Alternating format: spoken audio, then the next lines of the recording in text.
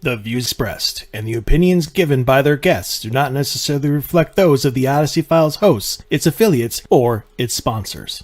This is Susan Slaughter from Paranormal Caught on Camera, introducing you to the most epic show ever, the Odyssey Files with David Soyering and Michael O'Neill.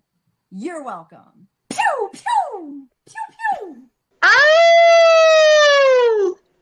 Kim, what are you doing?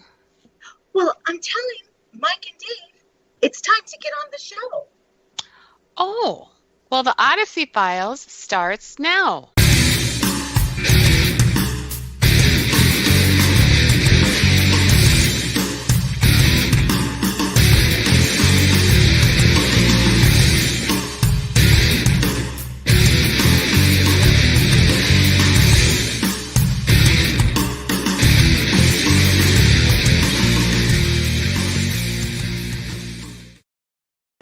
Good evening, paranormal community. This is the Odyssey Files, which means I am your host, Michael O'Neill, and with me, as always, is my co-host, Mr. David Sawyer. Good evening, Dave. Good evening, Mike. How's it going? It's going. It's going. Good. It was a beautiful day today. Yes, 61 on according to my phone, but 63 according to like everything else. But just in time before the snow comes on Wednesday. But I was thinking first day of spring. No, actually, first day of spring was yesterday. Yes, it was. And yesterday was beautiful too. But yesterday was beautiful too. So, right. Yeah, I was surprised that we got that warm. I mean, I'm glad. It'd be great to have a good spring instead of winter stretching out into May like it always does. You know, but no, it's good. Everything else is going okay. I'm kind of freaked out by the fact that we're already at the 21st of March and it was just the end of February, like 2-3 days ago. So 3 weeks of March has already gone by and I'm like, I had shit to do in March and none of it has gotten done at all. Nope. Well, you still have like 10 days to do it. Yeah. It's going to be fun. So be busy 10 days trying to make up for 21 days of not like, I feel like I walked into some kind of time warp and got dropped back off. So Nope. Just didn't get it done. Just didn't get it done. Exactly. And I know that feeling all too well, but you know what? Now that it's warmer, I mean, people are feeling more energetic. Yeah. And, it's a good time to get things done. Exactly. So I agree. And somehow, at least for today, the garage is fixed. Yay! No idea. You know, I'm telling you, it's weather induced. I was celebrating the first day of spring yesterday, so it worked yesterday and today, and then forget it's out again till 4th of July or till Memorial Day weekend. You shut your pie hole, Dave. It's gonna work. Tired. Gravity says that a broken spring on your garage door is not going to work. That's what it says. The law of physics says that big ass broken spring is not going to lift that garage door. Well, too flipping bad because it has in the last 2 days. Well, I'm glad. You know, it's funny because I almost got it down to a science and I have no idea why it would work like this, but you hit it and it'll rise it up like a foot and it'll stop, because that's all the further it can take it. Yep. So and then I hit the button again, it goes down, it goes boom, hits the ground. Yep. And I hit it again and it goes up without stopping. So I've been doing that for about the past 3 or 4 days and it's worked every time just like that. And then today, both when I left for work and when I came home, just hit the button and it raised up without an issue. Huh. So well, apparently we just won't talk about it and it'll be fine. Apparently physics and gravity do not work at my place. No, that doesn't surprise me either though. So I don't know how to take that. What do you mean? You're not surprised by the fact that the laws of physics and gravity don't work at my place? Well, we all know it's a proven fact that when a storm comes in and it's rolling directly over the top of the house, it goes like this. Yeah. And it goes like this. And so directly in front of us, directly behind us get hammered. and we got this little pocket of sunshine, and it's black all the way around us with thunderstorms and lightning and rain, and we're in this tranquil little valley, where we get some sprinkles, where we get like a sprinkle or two that accidentally got blown because of the high winds. Maybe. Yeah.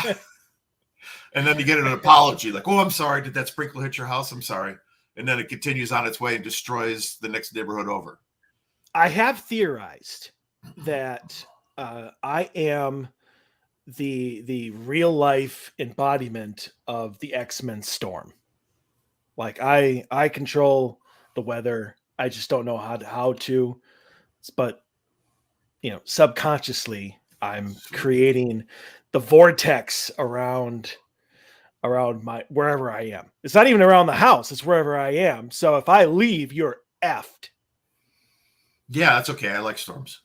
Well, me too. Which is why the universe has decided to inflict me with this punishment that I don't get to enjoy them. So which is it? Is it an inflicted punishment by the universe, or are you Storm? Because you can't be both. Well, yeah, I think I'm Storm because that is the inflicted punishment of the universe. All right. You lost me there for a second, but now I'm back on page 1. Good.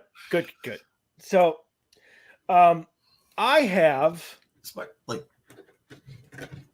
I'm looking extremely pasty tonight.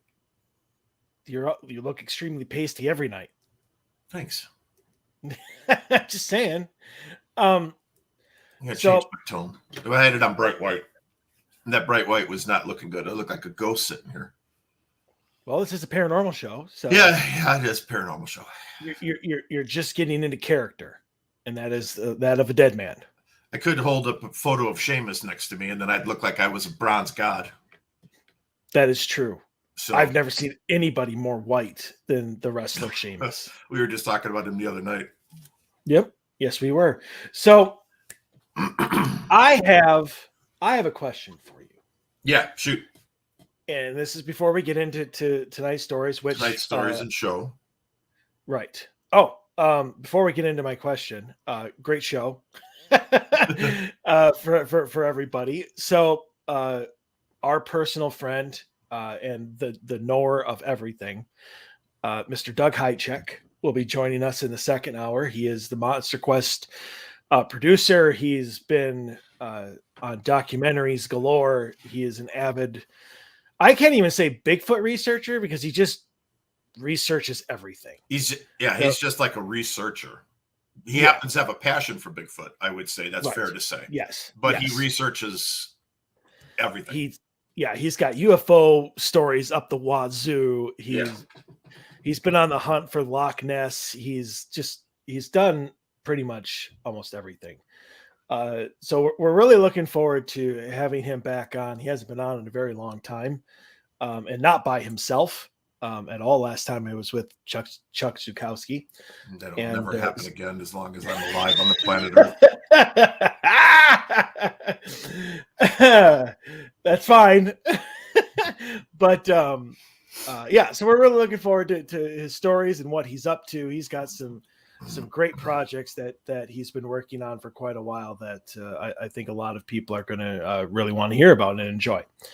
So that's coming up during the second hour.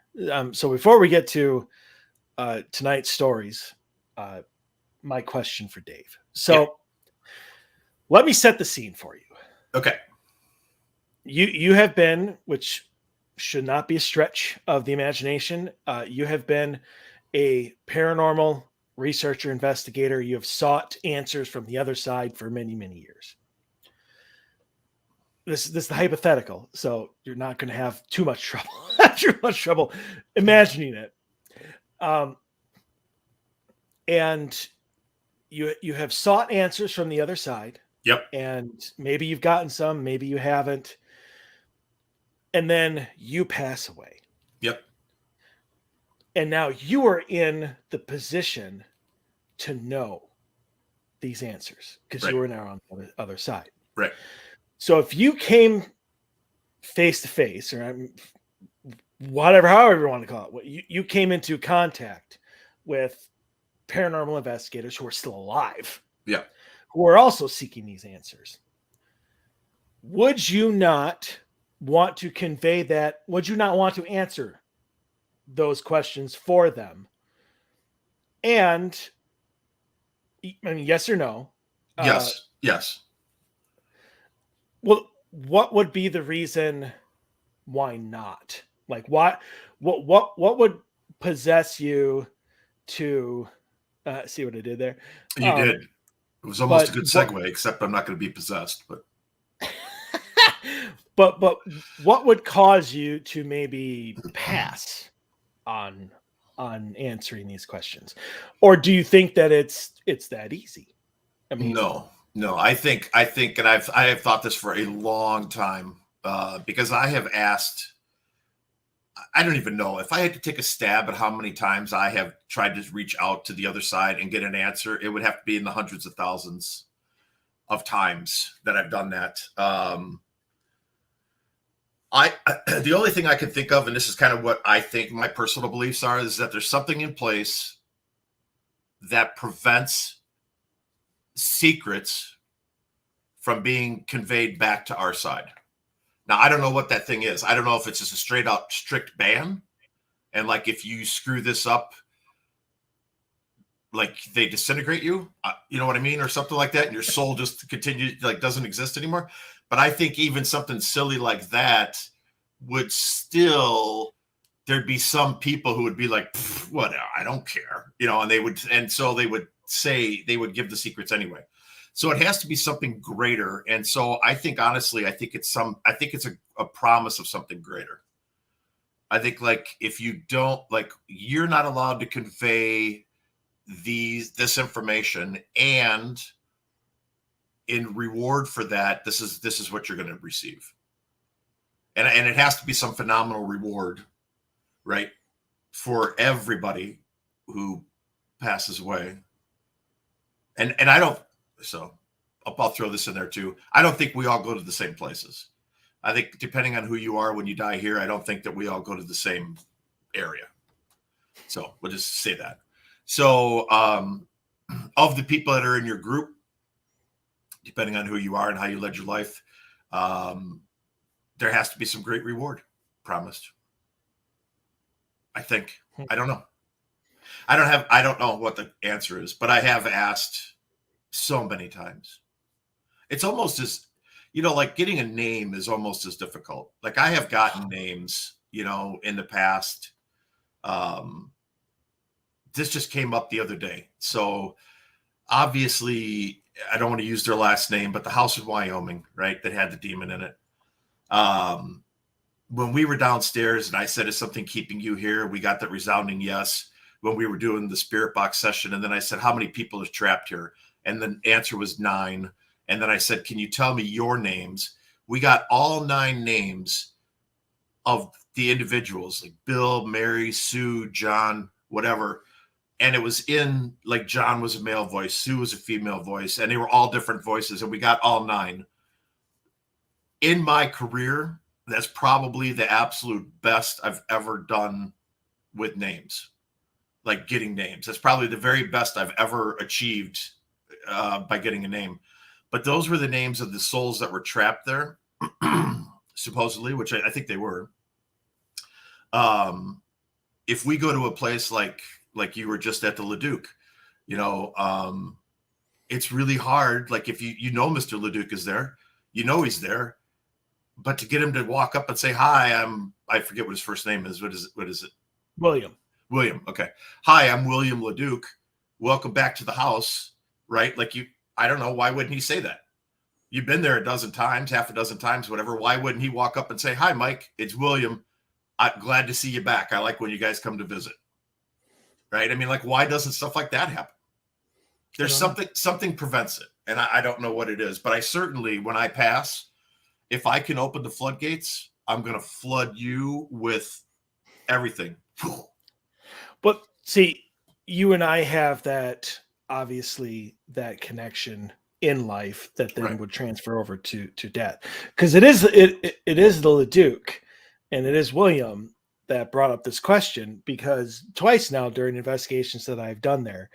See, for those of you who don't know who William LeDuc is. He is a brigadier general during the Civil War. He was, I think, President Grant's Secretary of Agriculture. He worked on the railroad. I mean, he had all sorts of things, and he has his home in Hastings, Minnesota. And I've investigated now 5 times, and I always been very welcome. Always have gotten great evidence, and interaction. So twice now, though, for those of you who don't know, when he lost his wife, he became very, very spiritual and really wanted to get in contact with her. And so almost weekly, like Saturday nights was like seance night. And he would have people over into the dining room, and he would conduct seances to try and contact his wife. He even wrote 2 books on spiritualism and stuff like that. He went out to, I think, Seattle for a while to, I don't know if it was to hone his gifts or something, but he even went over to the West Coast to do this stuff. And so I've tried twice now, including on Friday night, to ask him why, since he was searching for all of these answers, and he was searching for his wife, and he wrote these books looking for these answers, why that now he was in this position, would he not convey that to people who are on the same mission as him, to try and find answers and to learn?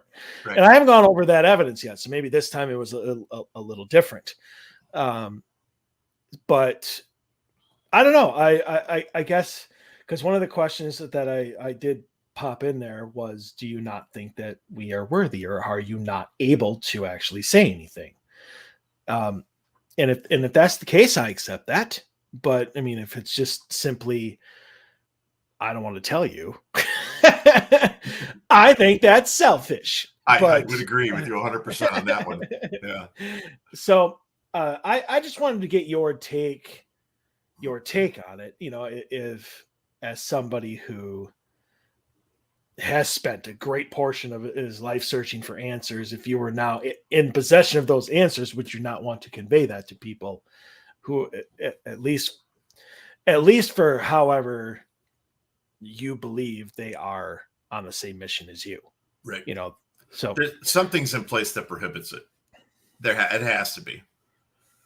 There has to be. I can't believe that I've asked that question, 300,000 times, and not one spirit has answered me back with even a grain of what I would consider to be a secret.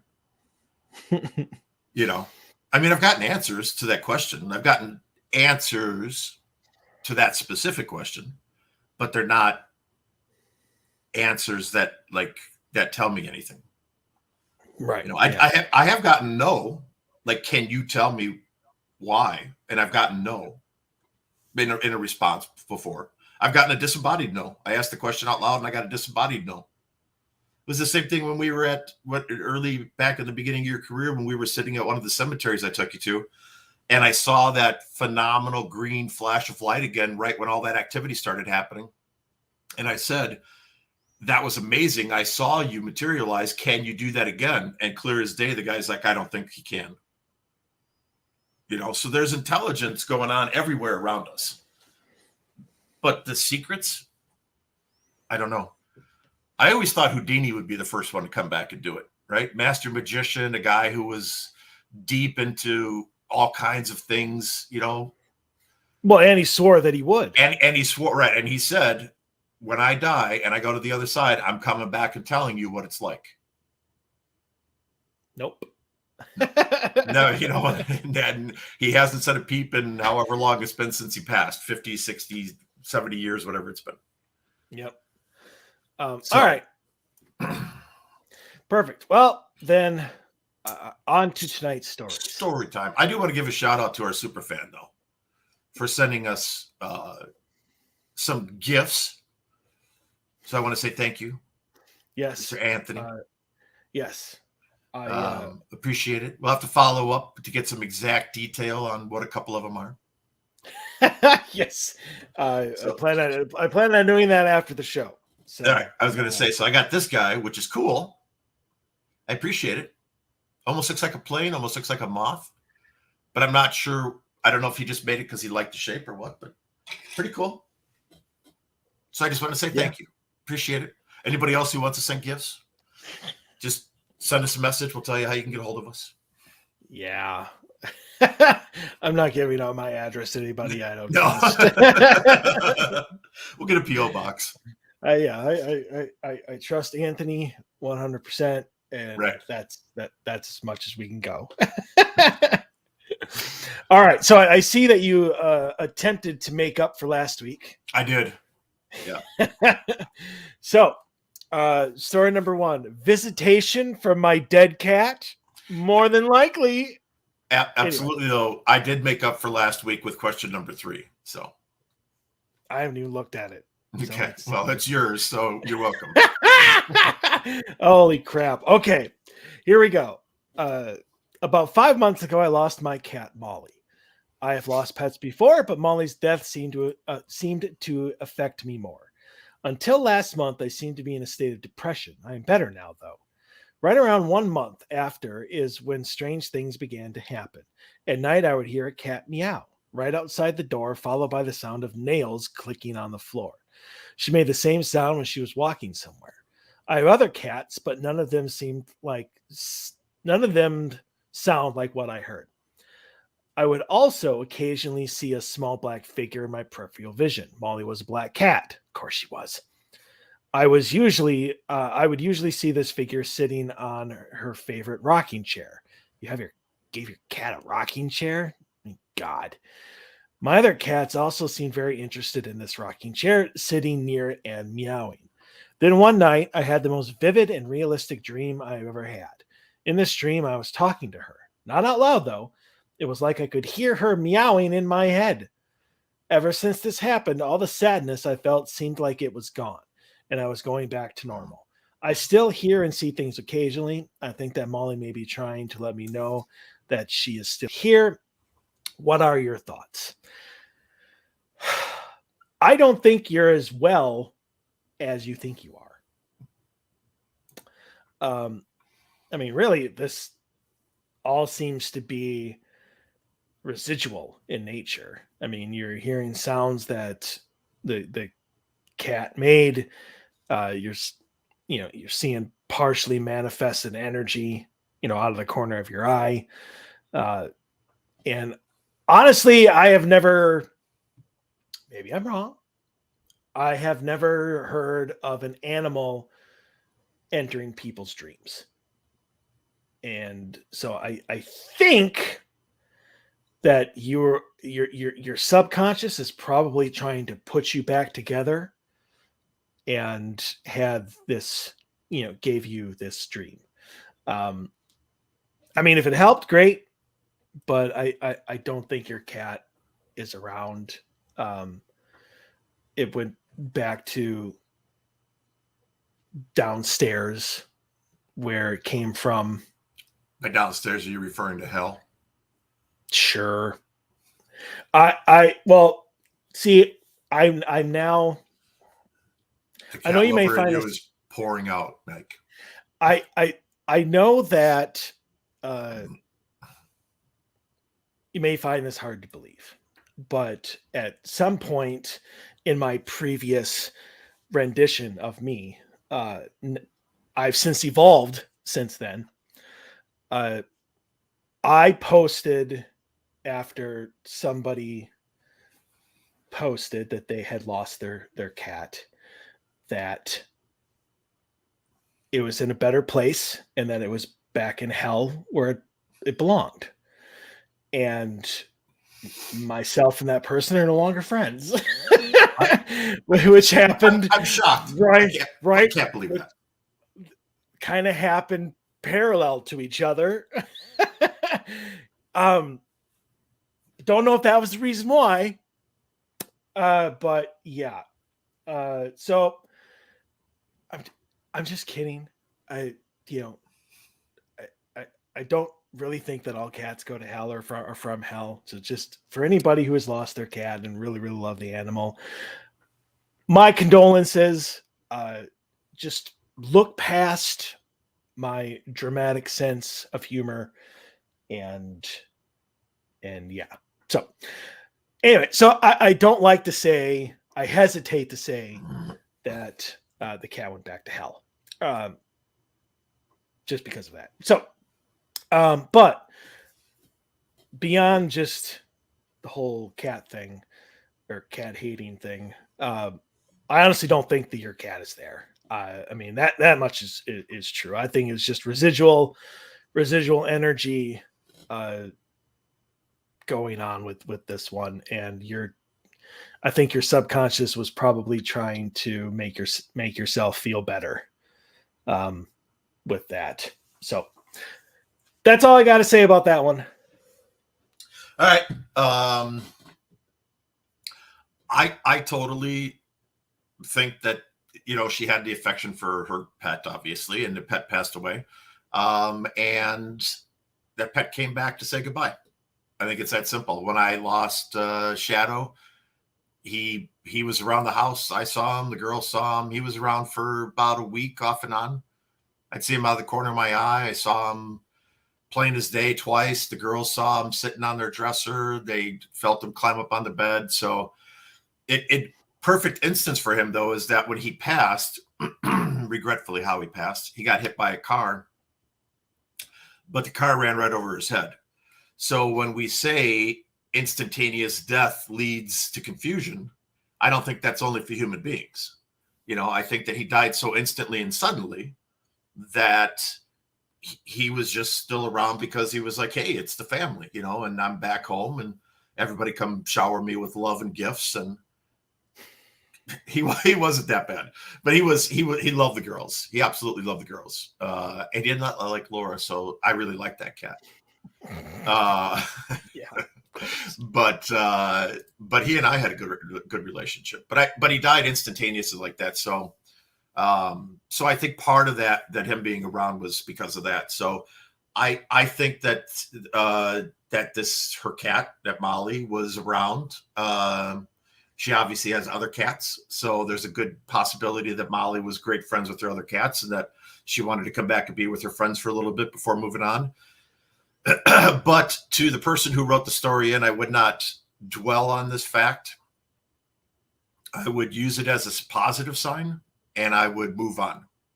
We always love our pets. We're always going to love our pets. I've had golden retrievers for the past, 25 years.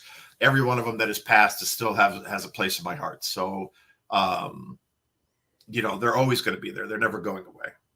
Well, of course, dogs are amazing. Well, dogs are amazing, and golden retrievers in particular. I'm a big golden retriever fan. But I would use it as a positive sign. I would use it as a cat saying goodbye, and that maybe she'll see you down the road sometime. So, all right, moving on. Number 2, because I want to get to number 3. So, need help with dark entity. I'm trying to find some help. I don't mess with spirits or anything occult. I have a deep respect for stuff like this and have never wanted to invoke anything or have any attachments. However, one of the people I live with seems hell-bent on interacting with spirits, and I believe he allowed something dark to come into our home. We've had a lot of weird things happen in the past few weeks, like doors opening and bangs. Sometimes our house looks ransacked when we come back from work or going out. There is also just a bad vibe here that really wasn't here. There is also just a bad vibe here that really wasn't present before. I'm honestly really pissed off at him because multiple people in the house have told him not to mess with this kind of thing. How do I keep it from attaching to us and also get rid of it if there is something here? I definitely don't want anything to progress. All right, this is a good question.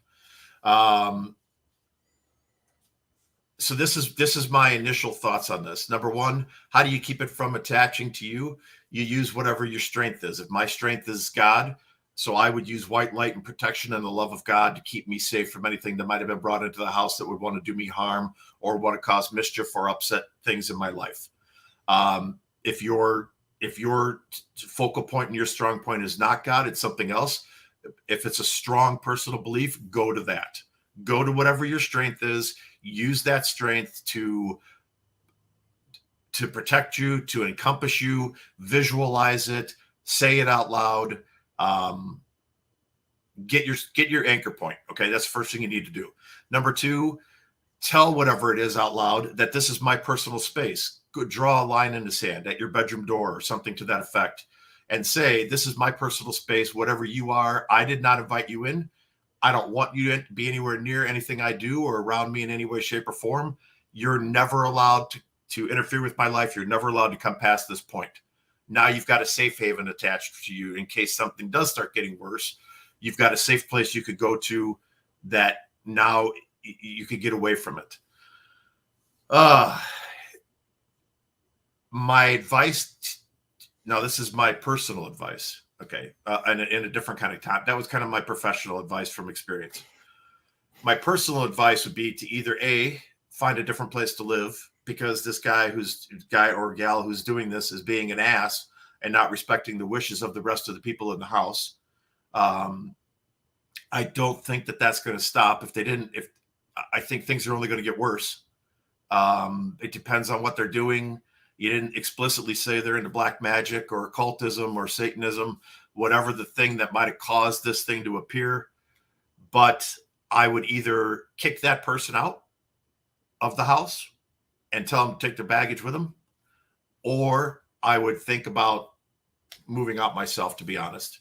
Because if this person's not going to leave and they're doing something dark and you can't stop that from happening, you're in a bad situation, potentially a bad situation. I'm not saying it's a bad situation. Nothing bad has happened yet, but that's a lot of activity and a lot of change in the energy of the house just in a couple of weeks, which means to me that it's a strong presence of some type.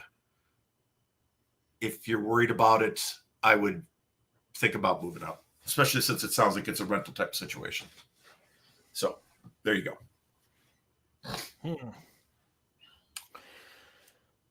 Well, my advice is not going to be that much different. I agree on the whole, how do you keep it from attaching to you?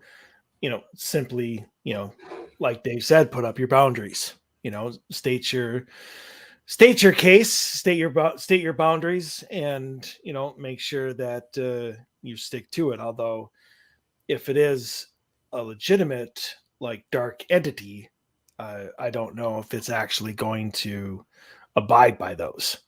I get the sense that since, he's, not to mess with that sort of thing, and that he's helping and interacting with spirits, chances are this is probably a Ouija board story. And which means this person was probably stupid and invited something in when they weren't supposed to. I would definitely, if anything, throw him under the bus and be like, hey, you want to attach to anybody? Attach to that guy. He's the one that brought you in. Go do whatever you want to do to him. And then, kick him out. If he's not going to stop. If this person is willing to stop and you can close the doors, you can't get rid of them, whatever entity is there.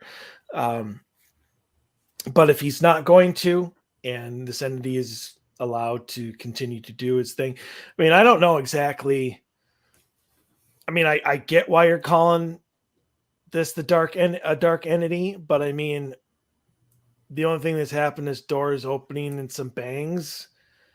The house looked ransacked to me. Well, that's not a positive spirit to me. That's something that's in there to cause either mischief or chaos. Well, that changed things there. The whole ransacking thing. Right.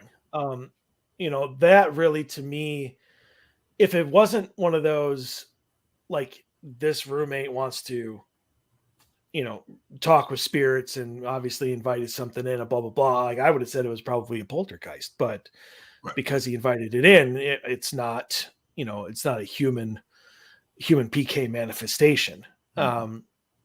So, obviously whatever is there has the energy to ransack, has the energy to slam doors. I am thankful to hear that no person has been attacked. Not yet.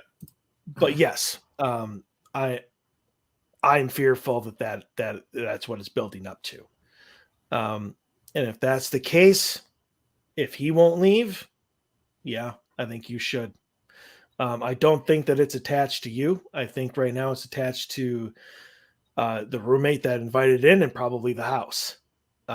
So whoever leaves without doing something along the lines of, inviting it to attach or do something to you, I think you'd be safe in leaving.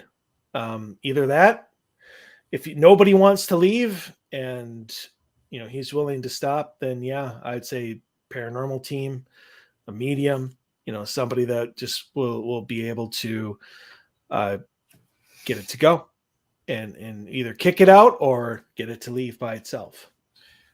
So I want to follow up quick before we get to number 3 on something you just said, which is, I think, is extremely, extremely, extremely important, and we don't say it enough. If an energy is conjured up in a situation like this, okay, and it's not a positive energy, and under no circumstances whatsoever, as you're leaving the situation, should you ever stand at the door and say something like, "It's a good thing you didn't mess with me because I would have kicked your ass," or something stupid along those lines, something totally asinine, like all of a sudden, because you're walking out the door, now you're the tough guy who was in charge of the situation. And whatever you do, just if you find yourself in a situation, and you could take this advice to the bank, because I believe it 100%. You find yourself 100%. 100%. You take this, you find yourself in a situation, get your stuff, walk out the door, and don't say shit, and just move on with your life. Because the only thing that you're going to do by getting that moment of grandeur where you feel the need to beat your chest as you're walking out the door, like you're in some victorious position because you're running. I don't get it. I don't get why people feel the need to do that, but it happens all the time. Just be quiet and leave and move on with your life and enjoy your new location and your new home and your new roommates or whatever your personal situation needs to be. But please do not provoke and aggravate something that you can't see, touch, or feel as you're leaving. Yep. Unless you want to keep people like us in business and start paying us, because that's a situation where I would charge somebody. Like if I went to somebody's house and they were like, yeah, and I was leaving and I told that thing, man, you're the pussy.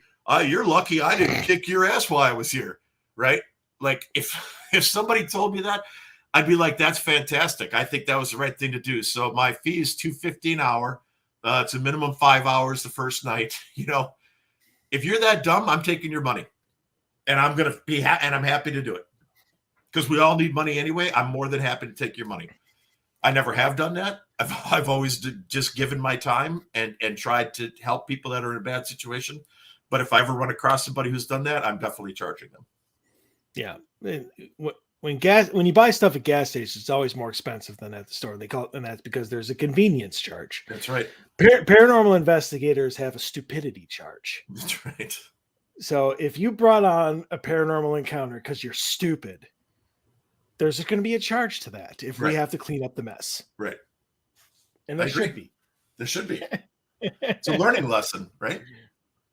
There we go. What do you think they fine you when you speed, right? It's a learning lesson.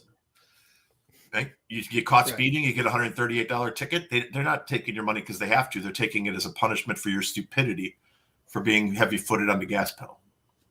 Same thing. Well, and they need a new coffee maker. Well, right. Yeah. Right. Yeah. And they're all out of sugar for the coffee maker. Yeah. Okay. All right. Here we go. Number 3. I was shaved by a ghost. So here's the question. I've just noticed a patch on my leg has been shaven.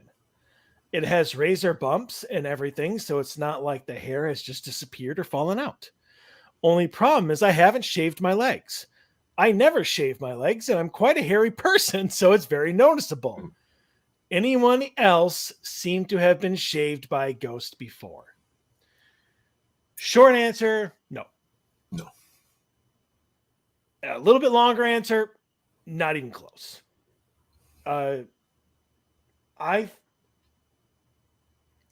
don't know what to tell you. I don't think. Let me. At first, I thought that this was a woman, but I don't think it is. So, it has razor bumps and everything, so it's not like the hair has just disappeared or fallen out. And it's only a patch. So,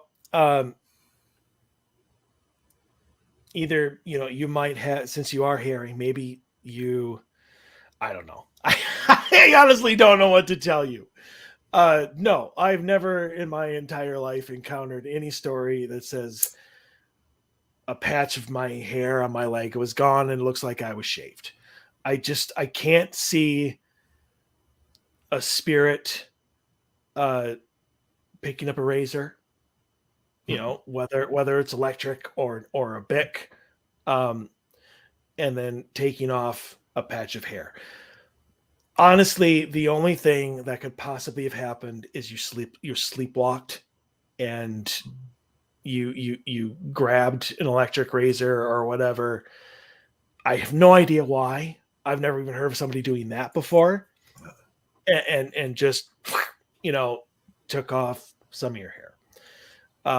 Normally, I mean, I would say that maybe you walked into something and it scraped it off, but it looks like, according to your description, like it was literally like shaved, instead of like scraped.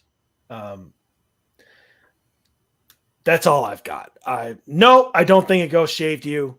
I think you somehow did it yourself, whether in your sleep or what. And that's all I got.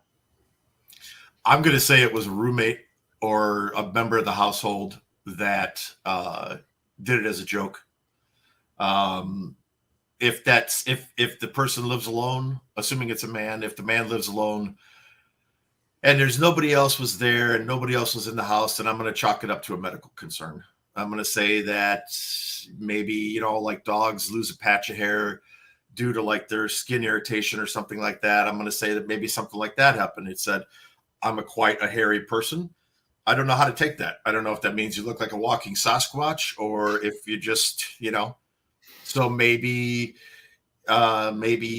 you've just got a skin irritation, like I said, and maybe the hair follicles fell out and maybe the bumps you see are the actual skin irritation. But I'm definitely not chalking this one up to a ghost, but I've never seen even a question remotely like this. So it had to be included in tonight's questions. Cause when I read it, I was like, what? I went and reread it. So yeah, I had to include this one. I thought it was funny. All right. But it was hilarious. Definitely not paranormal. No, I'm throwing that one out. So, all right. Number 4, my dog's chew stick vanished into thin air. I'm so confused, and so is my dog. I gave him a rawhide stick, which usually takes him about an hour to destroy. I was doing my yoga on the floor. He was eating it right next to me. I stopped for a moment to adore him, and he had the whole stick at that point. As I was looking at him eating, and then the stick friggin' vanished into thin air right in front of my eyes. He was so confused too. He started looking for it, and I started looking for it, even though I saw it disappear. He's very small, and there is absolutely no possible way he could have swallowed it. Plus, I saw it vanish. We are very confused now. He was on the middle of the floor with lots of free space around, so he didn't just lose it, and he was calmly laying down when it vanished. What the hell just happened? Well, I think what you've got happening there is you've either got a ghost dog that walked in and smelled another dog chewing a rawhide stick and got that odor and was like, oh, hell yeah, a rawhide stick, and somehow snagged it, which I think would be hilarious. Or it aborted someplace else, and it's probably someplace else in the house. And in that case, then you've got kind of just a possible trickster ghost who is just having fun. I don't think anything's scary. I think it's one of those situations like where you open up the freezer to get out some ice and you're going to find your dog's rawhide chew stick sitting in the freezer, you know, or something like to that effect, right? Or it's going to show up like in your toothbrush holder cup in the bathroom sink, like someplace totally weird that it could never, ever, ever possibly show up. I think that's what's going to happen. I think that it's going to show up someplace. And I think it was just something playing around, something having fun. Maybe there's been other little things like that happening you just haven't noticed before. Maybe it wanted you to notice. So it thought, what a better way to do it than when you're looking directly at me or at this object, and I do it right now. Now you can't deny that something just happened. Because I could just imagine the dog too is be like, what? This is such a great stick. This is I love you so much for getting me this rawhide stick. What the hell? I could just see the dog, you know, damn it. Where'd it go? I honestly don't have much to add. I 100% was going with the A-port, that whether it was some PK ability that maybe she has or whatever that, you know, suddenly released because of her yoga, or whether, yeah, it's a spirit that's just kind of messing around. I definitely think that she's going to open up the silverware drawer and it's going to be sitting with the forks. You know, it's going to be some place that she no way in hell it could have ever gotten right logically. Right. Yeah. And there's going to be a follow-up like, oh my God, this is where I found it. How did it get there? Yes. But let me just say that I absolutely love the fact that she stopped her yoga to adore the dog. To adore the dog. Stop to adore the dog. See, that's a great way to spend your time. Right. Not with a cat, but with a wonderful dog. Wonderful dog. With an amazing dog. So, yeah, I definitely think this is a textbook case of apportation. Mm-hmm. And I look forward, hopefully, to someday hearing where it ended up, because you're going to find it eventually. I will. Yeah. And I'm going to tag it to see if something shows up, and if it does, I'll definitely include it in a follow-up episode. Nice. So, yeah. All right. Next one. Opinions on possible materialization. I just bought and moved into my house, living on my own in early January. I've always felt safe and secure in this house, never felt any negative energy or anything. One time, shortly after moving in, within the first 3 days, I even tried to invite any present spirits to make their presence known with no response. Why? All right. Last week, my girlfriend and I went on a 3-day trip and returned to my house around 3 a.m. Wednesday morning. Edit to add, I have a ring motion camera in my living room that sees into the kitchen that didn't pick up any motion while I wasn't home. Why would you have a ring camera in your house? Never mind. Could be the new alarm system. Ring has a new like a new motion alarm system for inside your house now. Gotcha. We slept, got up to go about our day, and ended up staying at her house for the night. When I returned to my house, I noticed what appears to be a burnt wooden matchstick on the middle of my floor in my kitchen. I don't have any matches in the house, so I assumed it to be the end of an incense stick. Not thinking anything of it, I threw it in the garbage and went to take a nap before work. While lying in bed, I couldn't stop thinking about the match. I felt compelled to dig it out of the trash, and then realized it's too thick to fit in my incense tray, and it's also a lighter colored wood than all of my incense. Digging it out of the garbage relieved me a bit and allowed me to sleep. The match has been on the counter in the kitchen and hasn't moved over the past few days I've been working. My grandmother is a medium and therefore knowledgeable on spirits, so I talked to her about this experience. She urged me to research the history of my house, as she feels there was a major fire in the house resulting from kids playing with matches. but is unsure if anybody died in the fire. She thinks a spirit may have materialized the match. I haven't had a chance to research the property yet, but this has been occupying my mind quite a bit. What are your opinions on my experience? As stated, I don't have matches in the house. I don't even remember the last time I used a match. I thought about the possibility of the match sticking to my clothes and falling off in the kitchen, but I find this to be highly unlikely. Also, should I start my research at my local public library? Thank you in advance. So, I mean, it's definitely possible. I mean, I don't know whether it's kids materializing because they died in the fire, like your grandmother thinks, or whether it's just, some other reason for it. I guess I can't really say that somebody broke in because you obviously had, your Ring camera. What'd be awesome is if you could actually have seen where the match just suddenly materialized. That would be awesome. Yeah. What would really have been awesome is if you would have come home and there would have been a dog rawhide in the middle of your and you have no idea where it came from because you don't have a dog. That would have been even more awesome. Yeah. But yeah, I mean, you can chalk it up to whatever. I honestly don't think there's any reason to dwell on it. I'm surprised that you just threw the match on the counter for days to see if it would move or what it would do. I don't, like I said, I don't see any need to dwell on it. I would throw the match away and move on with life. But should you want to actually research your home, you could start at the library, but I would honestly, depending on the size of your town, go to the local historical society. They're probably going to have more records than your public library. So that's my advice. If you want to research your home, I would go to the historical society. And then if you have one and they're not able to help, or if you don't have one, then yes, I would go to the public library. Maybe there's some newspaper articles. I mean, anything that, like any fire like that, depending on the size of your town, is going to be in the paper. Yeah. At some point. So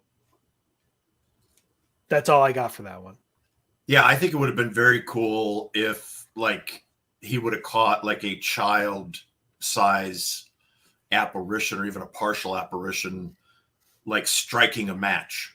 You know what I mean? Like having the match flare up, like it just got lit, and then holding it for a second, and then the match just fall to the ground. Obviously, that didn't happen. So once again, thanks for that, spirits. But I would agree. I guess as far as researching, I would go to your newspaper. That would be the first place I would go. Is I would contact the local newspaper, because if it was a fire and potentially someone died, I guarantee you it would have been news covered. The other thing, and I'm not sure how to do this because I have never done it myself, but I would think that your local fire department would have records of. I would think they would have records of all the fires that were put out, in the township or in the city where they work. I don't know how you would access that. I don't know if that's private data, but you certainly could give them your address. And if you showed them proof of ownership of the property, they might be able to take a look and either confirm or deny that there was a fire there at some point. So, yeah, that's all I got for that one too. But I think it's interesting. I think if your grandmother's a medium and she thinks that something happened there, I think I would research it. I wouldn't be, I'm with you, Mike. I wouldn't focus on it. I wouldn't be worried about it. I wouldn't think, oh my God, if I go to sleep tonight, somebody's going to burn my house down and I'm going to burn alive. Like, people jump to conclusions and way off the deep end with shit like that. I would not think that. I would just be like, it was strange that it happened. And if your inquisitiveness causes you to want to go further, I would go further and just do some simple research. But I wouldn't get involved. I wouldn't get head over heels involved with it, I guess is what I'm saying. But I would look. I mean, it'd be weird, right? No matches in the house. You find a match on the floor. It's weird. How did it get there? Yeah. Is it a sign? I mean, did something happen? I don't know. I would ask Grandma to fine tune her powers. Well, if she's going to bring it to his attention and said she feels that there was a fire there, I would ask her to spend a more quality time and maybe give her the match. Maybe have her come to the house and hold the match, right? If she's a medium, a lot of times if you touch an object, you'll be able to tell, something that happened with it. Bring her to the house and have her hold the match and see if she is able to see more clearly what representation that match carries in this particular situation. Yeah. The only thing that I would add to this, that has nothing to do with the match. There's no reason for you to be like, hey, spirits, show yourself. Like, there's no reason for that whatsoever. Like, I understand the mentality behind it. You just want to make, if there's any spirits there, you just want to make peace and know that you're going to coexist. Just leave it alone. They know. And if they don't like you, they'll make it known. And if they do, they'll leave your ass alone. There's no need to point it out. There's no need to call them out. Just don't. Okay? Because there's, if there's one somewhat negative one there, or one that wants to mess with you, you just gave it full permission to do so. So just leave them alone and they'll leave you alone. And if they don't, that's a different story. Right. But there's no need for you to start it. Because then you're going to get the stupidity charge. Yes, you are. So, yes. Somewhere down the line, that is going to come into play. I could just feel it. Maybe that's why I brought it out today. The stupidity charge? Yeah, I got a feeling like now, for some reason, there's some reason why that was brought into the forefront of my mind today, that I felt the need to say that out loud. So I got a feeling that something coming up, like there's a reason why. It's a foreshadowing type of moment. There's like something is going to happen, get dropped in my lap, that is going to be, well, I don't know, we did this, and I'm just going to shake my head and be like, yeah.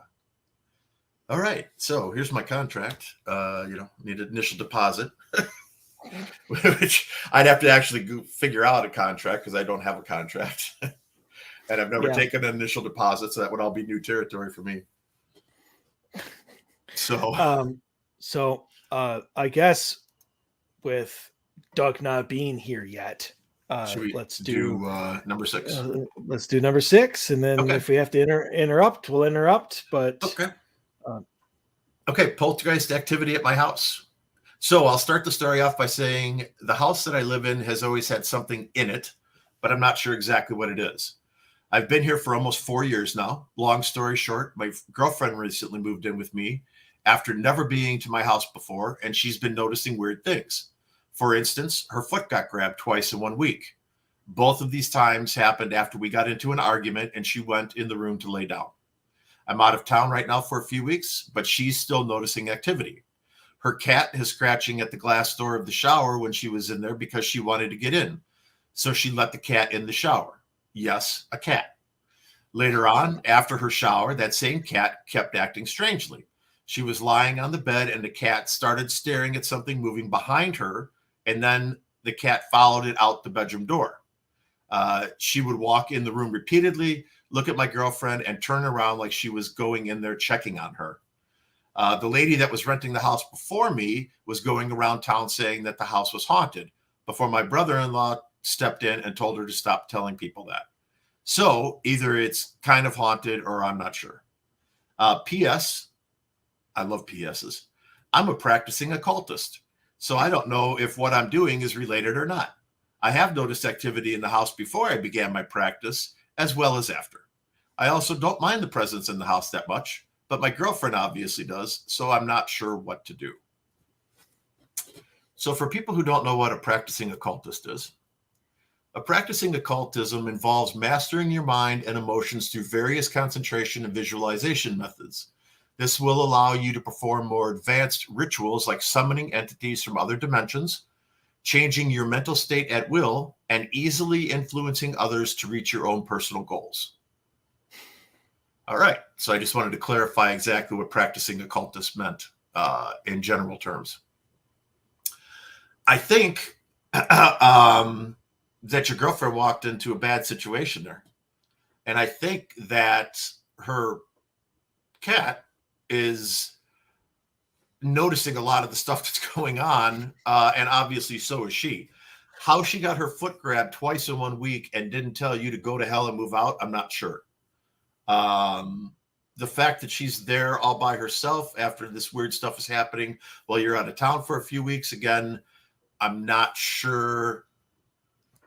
Either the activity is not as bad as what I'm kind of visualizing it is, or she doesn't believe and she's just writing stuff off and you're the one who's making a big deal out of it.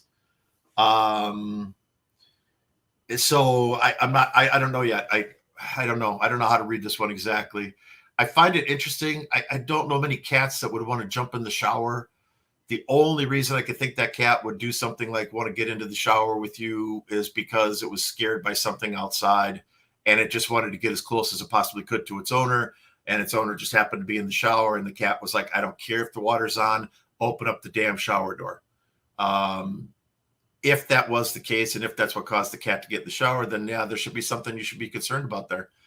Obviously, though, to the guy writing this, it's not bothering him at all. It's targeting the girlfriend. So as a practicing occultist who potentially moved into what could have already been a haunted house, according to the lady who rented it prior, I think you got a hornet's nest brewing here, buddy. Honestly. And I think that, I'm not sure. I'm not sure what to tell you. I think that you're potentially playing with a dangerous situation. That's my gut feeling on this one. And I think if anything happens, it's going to happen to the girlfriend. It's long before it's going to happen to him. Yeah. I think, well, one is this isn't a poltergeist again. No, it's definitely not. Yeah, I'm sorry. I should have touched on that too. It's not a poltergeist. No, it's all right. Leave me something. I did. Yeah. You know how much I love to just be like, you have the wrong definition of poltergeist. Right. And cats are bad. So it's kind of a double, 2 for 1 here. But yeah, I think the only thing that is happening here is, as a practicing occultist, one, I don't think you have any idea what you're doing. You can call yourself a practicing occultist, but you're like prime for the stupidity clause. So the other thing is, if anything, there's a spirit in the house that likes him and does not like the fact that there is now a girlfriend that is living there. I don't think the cat has anything to do with nothing. Maybe the spirit hates cats too, go spirit. But I agree. I don't think he is in any danger. I don't know. I honestly don't know if the girlfriend is in any danger either. I think it's probably just trying to, if you look at it, after they got into an argument, it went after the girlfriend. Mm-hmm. Kind of one of those, how dare you, say or do this to him. I think that if anything, he might have, I don't want to say summoned, but kind of like a protection type spirit where it's looking out for him and only him. Doesn't matter who it's against. And it's just, it's always going to go after her. I think that if you're having that many arguments and that you're away for that long a time, you're probably going to come home and she's not going to be there anymore. Right. Yeah, he doesn't have anything to worry about. I don't know if the girlfriend does either, beyond just having these weird occurrences. So, if she's willing to continue and live there, even though all of this stuff is happening, then it's probably just going to continue to happen until whatever spirit's there gets used to her, or one of them leaves. So apparently, Doug is going to be here in a couple seconds. Late, as always. Well, should we just do our little promo thing and then just pick them up on the backside of our... Because that's only like a minute and a half long, so... Yeah. Let's do that. Let's do that, and then we'll bring in Doug now that he's here. Okay. So we'll be back here in a minute and a half, and 90 seconds. 90 seconds, and then we'll have Mr. Doug Hajicek with us. Hello, I'm Al Lagarde from Paper Route Productions, executive producer of Kindred Spirits, Paranormal State, a whole bunch of television shows. And I've worked with a lot of people on paranormal projects and met a lot of people in paranormal radio. And I want to say that Dave and Mike are two people who have a face for radio, in particular, internet radio. Hi, everybody. This is Chip Coffey, psychic and medium. I just wanted to let you know that when you're in the mood to get weird, you need to tune in to the Odyssey Files with two of the biggest weirdos I know, David and Michael. Take my advice. It doesn't get any weirder than that. This is Heather Taddy of Paranormal State and Alien Highway. I can't say that the Odyssey Files are out of this world, but Mike and Dave are quite abductable. Hey, this is Dustin Perry from Ghost Hunters, and you're listening to Dave and Mike on the Odyssey Files. It's not the best show you're ever going to listen to, but it's also probably not the worst. Hey, this is Mike Couch from Lost Limbs Foundation. Make sure you check out Mike and Dave on the Odyssey Files because they really need the listeners. This is Michelle Belanger, author of the Dictionary of Demons. What is faster than a speeding shadow person and more fun than an anal probe? It's Mike and Dave of the Odyssey Files. Hold on to your hats and buns. This is Andy Lynch, director of photography of Kindred Spirits. And when I'm not filming Amy and Adam at some creepy location, you can find me listening to the Odyssey Files with Dave and Mike. Or doing something else, I don't know. Hi, it's celebrity tarot reader Ken Boggle, and you're listening to the Odyssey Files with Mike and Dave here on the Para X Network. You're going to love it or not. Either way, I'm not being paid to say this, so I could totally care less. Still have that. Still haven't changed that one. No, I haven't. So now that he's back, for some reason he turned off his camera, but now he's back. So ladies and gentlemen, producer of Monster Quest and avid cryptid, and co-host of Untold Radio, our good friend, Mr. Douglas Hajicek. Hello, Doug. Douglas. It's getting formal there. Next, it's going to be Mr. Hajicek. Sound like my mother. Mr. Douglas Hajicek. Yeah. How are you? Good. I haven't seen you guys in a long time. It's been a while. Thank you. Yeah. Thank you for being late. I'm not late. You are late. You're way late. Don't you Fashionably late. Oh my goodness. Don't you guys want to talk about whatever? The weather and stuff before you have your guest on? We already did that. We did. We got all through that already. Yeah. Yeah, we did that already. I'm here. Well, good. We're glad that you're here. I was woofing down. I swear to God, I was woofing down a grilled cheese sandwich. And you cannot woof down a grilled cheese sandwich. You can't. Quick. No, you can't. It's sticky. I was like, ooh, that's not working. Well, during the break, I wolfed down like a quarter of a cream cheese bagel. Oh, well, there you go. But you guys are both ahead of me. I didn't wolf down jack shit, so. Yeah, I was doing another podcast, and I thought, well, okay, I'll do both. I can do them. I like your new background. Yeah. I like yours too, Dave. Thanks. My 20-pound northern on the wall. Is that a northern pike? Or is it is 20, just under 21 pounds. There you go. So that would have been, let me guess. Let's see, 42 inches, 41 inches, 42 inches with a 18-inch girth, maybe. Yep. Just a hair under 43 with an 18-inch girth. Oh, there you go. Yep. There you go. No, I always said if I catch a 20-pounder, I'm keeping it. That would be like it. If I get a 20-pounder, I'm going to mount it, and so that's what I did. The only 20-pounder I've ever caught. So. They're rare. They're rare fish. They are. I remember my first trophy was a 25-pound northern. Nice. I beat you by a little bit. Couple pounds. That's all right. But then it's weird that once you get the trophy out of the way, the one you've been trying to get for 20 years or whatever, I just kept catching trophies. Yeah. But took 20 years to get to the first one. Yep. Yeah. I've caught more. Okay. I've caught more northerns over 10 pounds since catching that big one Yeah. than ever you would ever imagine a guy could possibly catch. Because you don't care anymore. Right. That's why. It's all attitude. Yeah. I don't care. Man, I don't care if I get a big giant fish and then you catch him. Mike's never gone fishing. Have you ever even gone fishing? I would just like to welcome everybody to the Fishing Files. Yes. Here on live on Facebook. Have you ever gone fishing, Michael? Have I ever gone fishing? Yes. Have I gone fishing in the last 20 years? No. Oh, I'll have to actually take you real fishing.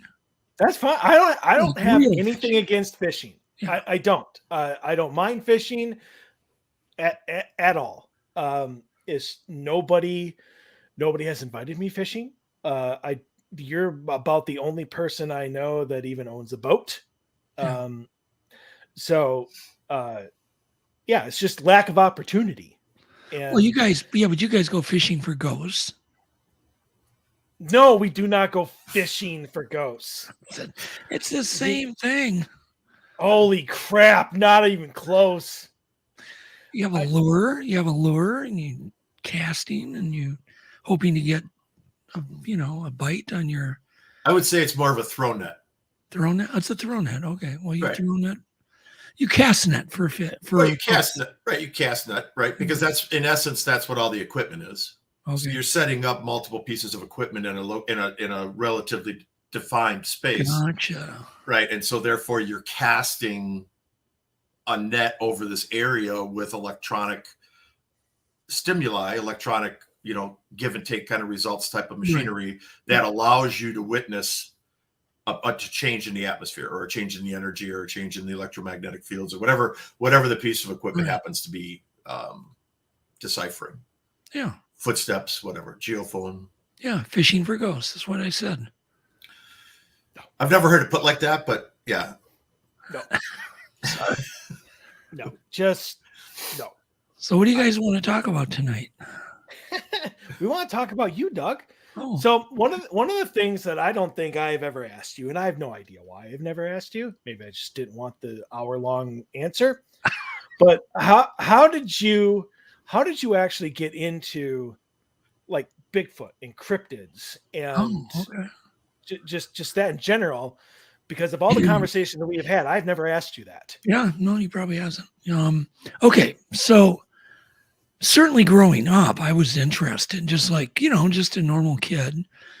I remember seeing the Patterson Gimlin footage on the Boys Life cover in the library. And I remember seeing it going, damn, that thing looks real. You know what I mean? Because I grew up looking at the real cheesy monsters on Lost in Space, some of the old, monster movies. And you could tell, I mean, a costume was a costume was a costume. And I looked at that and I went, damn, that doesn't look like any costume I've ever seen, even a young kid. So I grew up and I always wanted to get into TV because when I was really young, by the way, you're getting the 25-cent story here. So this is the good one, the one that goes way back to my childhood. So I won a Lego set on the Casey Jones show. Are you old enough, Dave, to remember Casey Jones? I'm only a couple years behind you. So. Okay. So it was a cartoon for you, youngster Michael. It was a cartoon afternoon show, lunch with Casey. And Casey called my house. True story. Called my house. And it was a contest to promote Jell-O. And you had to say strawberry Jell-O. And I had no idea. My mom hands me the phone and I'm just like, huh? I'm all like 5, 6 years old. And she's like, say strawberry Jell-O. So I did. And of course, I won this giant Lego set. And I got a tour of the TV station, which was at that point up on top of the IDS building. Or no, it was in the Fauché Tower. It was the old KTCN, I think was the call numbers. And it's kind of a weird coincidence here, by the way, a very weird coincidence. So it's up at the top of the Fauché Tower, top floor. They had their TV studios up there. I got a tour.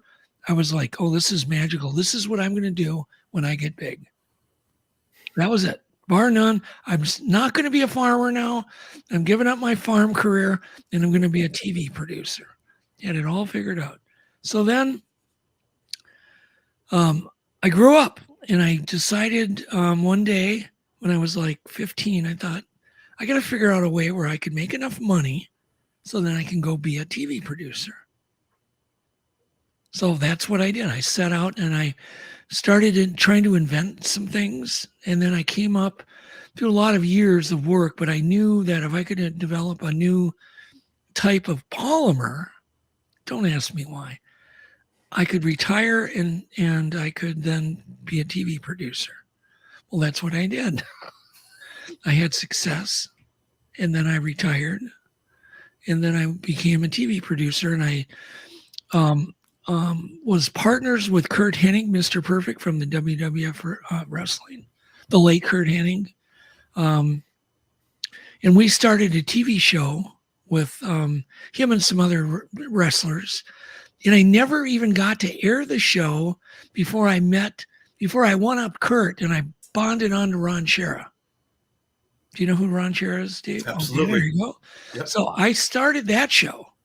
Minnesota Bound, but it was called North Country at that time. Minnesota Bound was still just its Care 11 name because we moved over to Care 11 and they wanted their own brand of show. But it was used to be called North Country and we were syndicated all over the country. So it was more of a semi-national show. And then it was also called The Wild.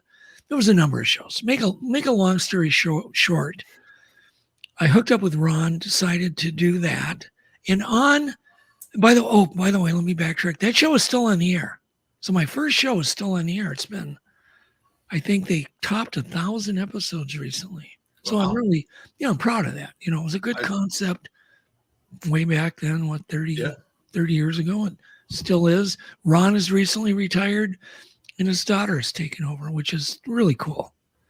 I saw that, and they're like Raven number 5 now. Or something like that. Yeah. We had Raven in our first show.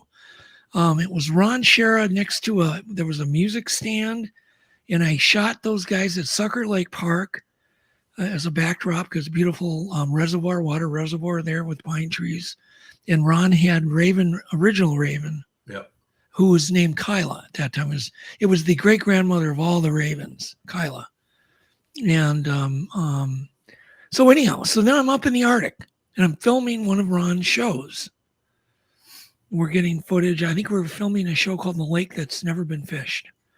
And I'm reeling in. I didn't work much. Okay. And Ron knew I always got the show done, so he never nagged me. He just let me do whatever I wanted to do. Never got nagged. He never said, "Oh, did you get enough footage?" I was fishing half the time, more than half the time. So I'm reeling in a 30-pound lake trout. Wow. Right. That's a hell of a lake trout. Bigger than your northern there. Yeah, definitely bigger than the northern. And I'm reeling it in, and here comes a 6-foot lake trout, maybe even 7 foot long. I want you to envision this. I'm envisioning me swimming through the water. And it's swimming like a man, like real slow like this, trying to catch my struggling 30-pounder that I'm trying to get up.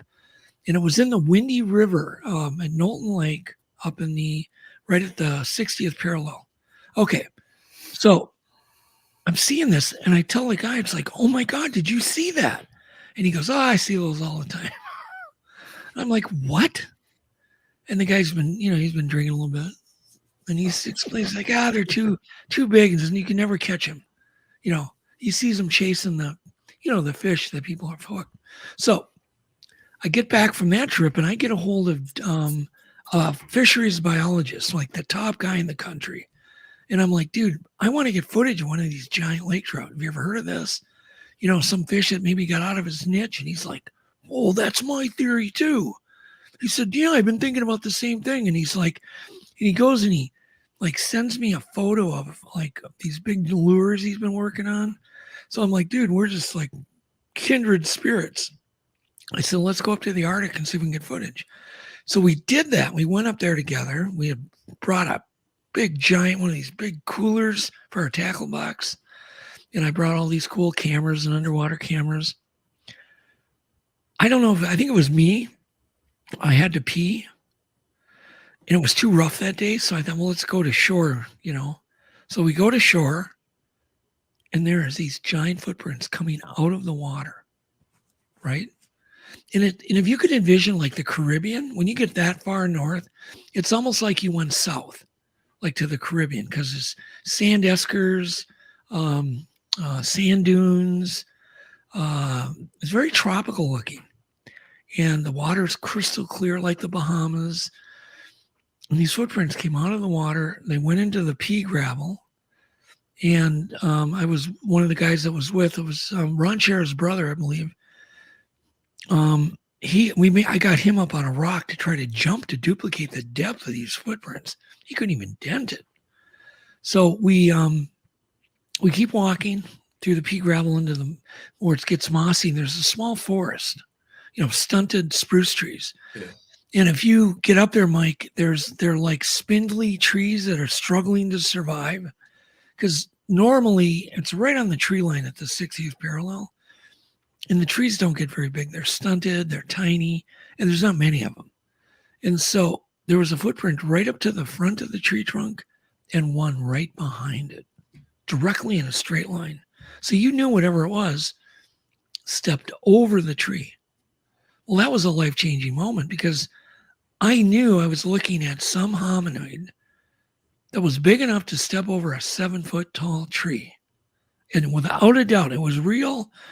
We were in the middle of nowhere, 6.5-hour flight over the tundra to get there in a plane.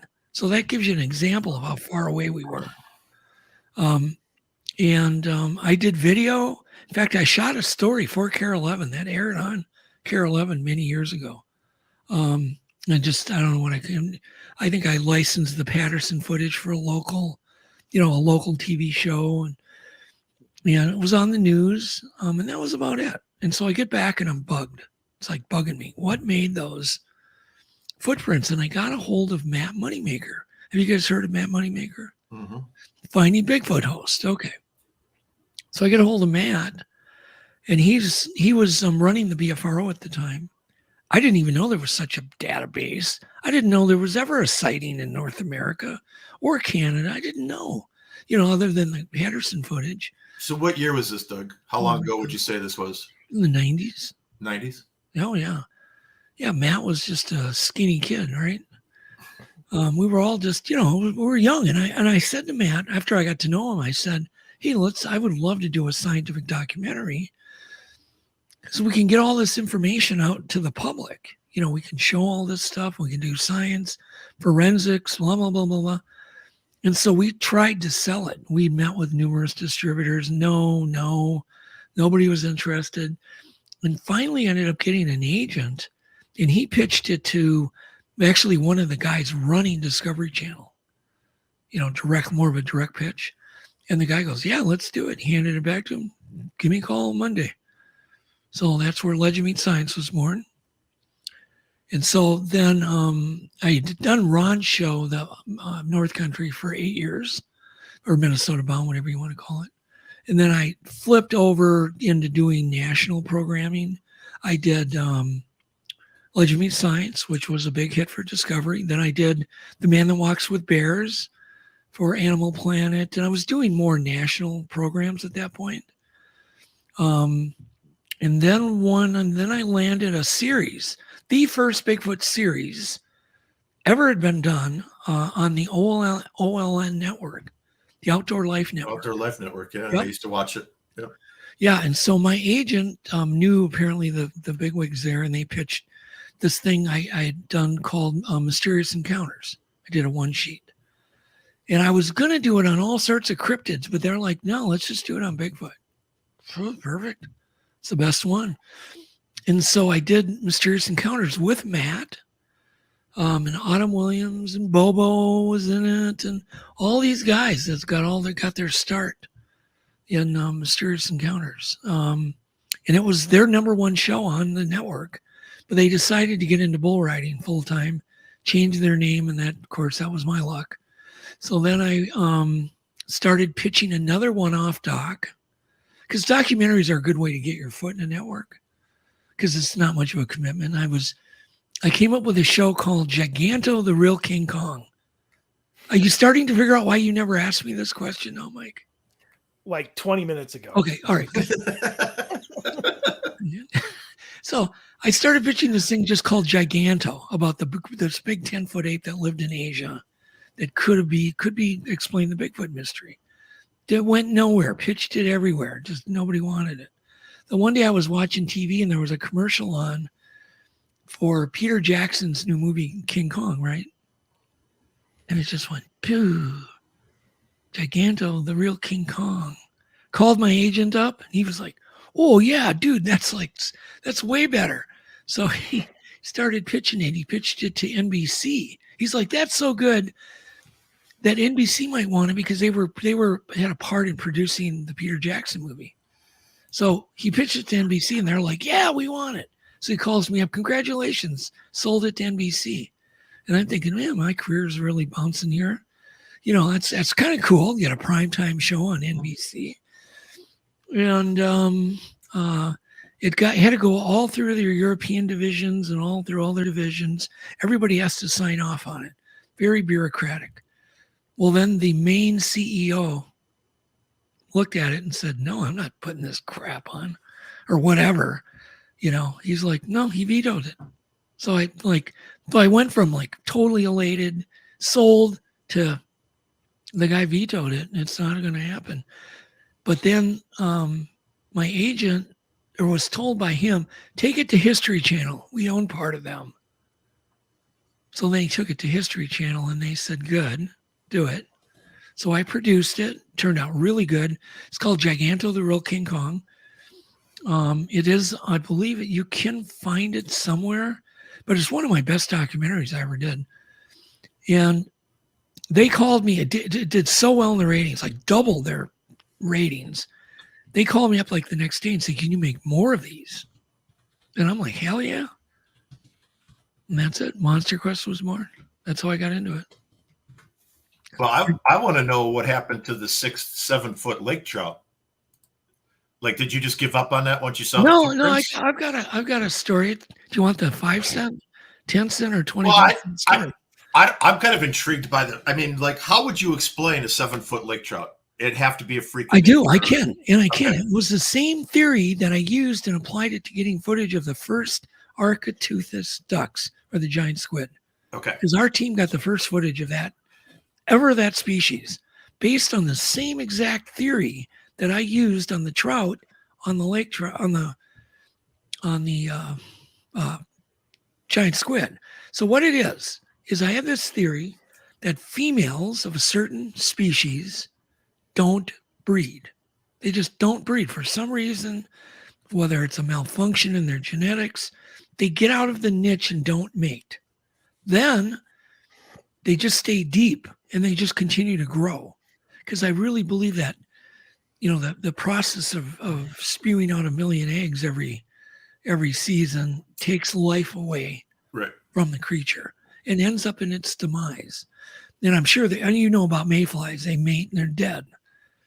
You know, there's a number of animals that, if salmon come up and spawn, kills them, males and females. Right. And so there's a little bit of that in a lot of the lake creatures and ocean creatures. And so my theory was that these animals just get bigger and bigger and bigger, these females, and then they become cannibals because they literally can't hunt anymore. And the only thing that would ever come close to them is their own kind. Well, right. You would have. So common sense would say there'd be no natural predator for a 7 foot lake trout. No, but the only animal that would approach another lake trout that smells, you know, has the same olfactory, everything would be another lake trout. Right. It'd be like you eating people, Mike. Mike wouldn't be afraid of you if you were a guy that just was a cannibal and just swallowed big enough to just swallow Mike in one bite. Well, it's that theory because, in other words, so I thought, well, maybe giant squid are so hard to get because they never move. They never come off the bottom. And if they do, they die because they have like a lot of ammonia in their blood and basically boils, kills them. So they found dead Architeuthis. They knew they were real, but nobody had ever gotten a footage of one in its natural environment. And that was my goal, to do that. So I had a theory that they would just stay deep and never migrate up and down the water, the vertical water column for feeding. They would just stay deep and let the other ones, the smaller squid, migrate up and down the water column, getting food at the surface, bringing it down, and they would just chomp and eat those guys because squid are not afraid of squid. Does that make sense? Yes. Okay. Just like a trout, a 30-pound trout wouldn't be afraid of a 7-foot, 200-pound trout. Why would it? Smells the same as me, looks the same. It's, whatever. In fact, I could even try to breed with it and then it would eat it. Right. And so that was my theory with it. And it paid off, I guess, because we did get the first footage of a giant squid using that theory. Did you ever have any success with documenting any of the lake trout? Yes. Yeah, to a point. Some, yes. And one of the weirdest stories that happened is me and Dick were fishing and we were using, I'm trying to remember, we were using some huge lures and we're fighting a big trout, like huge. Maybe it's 60, could be 60 pounds, but all of a sudden his line, and I'm just getting ready to lower the camera equipment to try to get footage of it. And all of a sudden it came loose and up comes this giant skeleton. Just a skeleton. Are you listening, Mike? Yes. Yes, I am. Just this huge skeleton. Like, it was like 48 inches. And it's on the hook. And me and Dick are looking at each other. What the frick? What just happened here? You're fighting a fish and all of a sudden we have a skeleton that's like hooked in its mouth on the lure. And we're like, what the heck? All of a sudden it hit us. We had hooked into this big lake trout. The lure got swallowed. It pulled a digested giant fish that was partially digested to where the bones were like rubber from the digestive juices. And then the hooks came out of the outside trout and hooked the inside trout that was in his stomach. And we pulled the whole intact skeleton out of its stomach. Well, I mean, the only thing I'm disappointed in is that there wasn't a camera in the water to see that happen. No, that would have been amazing. Because I had got caught with this, you get caught with your pants down sometimes. Yeah. Well, that's what happened. We had literally just got to the spot. Dick I was just trying to get my gear, ready. Right. Out unpacked and everything. And it all happened like that. And I never got a chance to film it. And so we did get footage of some big, trout, but not the monsters. So wouldn't common sense say that somewhere in that ecosystem there would be a skeleton of one of these gigantic lake trout? Doubtful. I think it would just be fall to the bottom and it just dissolve, and other critters would eat it. And Yep.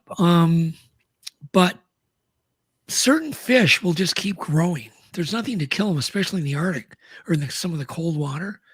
The water is just crystal clear. There's no bacteria in it. You can drink out of it. There were places we could see 100 feet to the bottom. You can imagine water that clear. Wow. No pollution. And so they just keep growing. I guess there's fish like around Paranormal that has nothing to do with the radiation, but there's just nobody fishes anymore in the rivers. And I guess there's catfish that are like 6-7 feet long. Now. Yeah. Because nobody fished them. If you don't bother a certain fish and it gets out of its niche, there's nothing to kill it. There's Wells catfish, I believe, that are 20, 30 feet long. I hooked into a fish one time in a pond on a golf course. This is a true story with a guy. Now, nobody fishes golf course ponds, but this happened to be a big one. It was about 100 feet deep on the depth finder. It was really mined out deep. And I was with a guy and we hooked into a fish because we had been catching big bass, big pike, bigger than the one on your wall, Dave, believe it or not. Oh, I believe it. And we hooked into a fish that pulled our boat around for an hour. And finally, we had a crowd gathered on the shore of this golf course, getting towed back and forth. I'm not even sure we were supposed to be there, right? So finally, I took my knife and I just cut the guy's line. And oh man, he was furious. I'm like, dude, we've been trying to get this thing up, getting towed back and forth for an hour. It's time to just forget about it. Well, then eventually I went back to that pond. We hooked it again. I hooked it with my other neighbor, and we ended up getting towed. Same thing. Finally, we had to cut the line. Same exact scenario happened. I don't know what's in there. I think it was a big catfish, but a monster one. Right. Like monster, 5-6 feet. No way we could get it up with normal tackle. So there, I've turned Odyssey Files into the fishing files once again. Yes, you have. Once again, sorry. So we know you've had plenty of fish encounters, but I also know that you have had personal experiences. I mean, not just with footprints, but with like actual like Bigfoot. Yeah. So why don't you tell us one of those stories and not have it include fish? Oh, well, it's hard.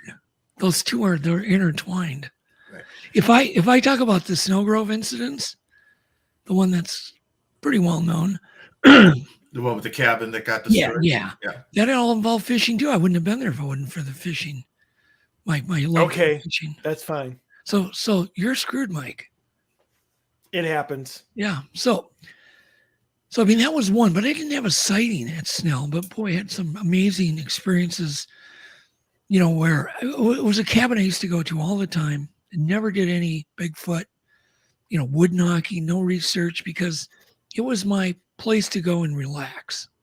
It's the middle of nowhere. It's near, it's way up north in the Ontario wilderness, and I would go up there, and it's such a vast wilderness. I thought, well, what are the chances there's any Bigfoots?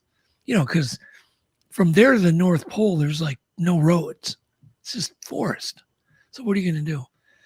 But one day we had the cabin attack one evening, and that kind of started a whole genre of stories about Snell and 2 TV shows.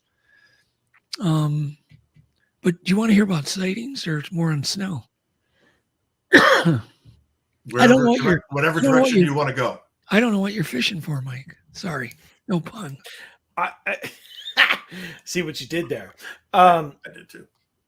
Actually, with the time that we have left, I know that there are certain things and theories or whatever that you have actually come up with evidence of. Right. That not a lot of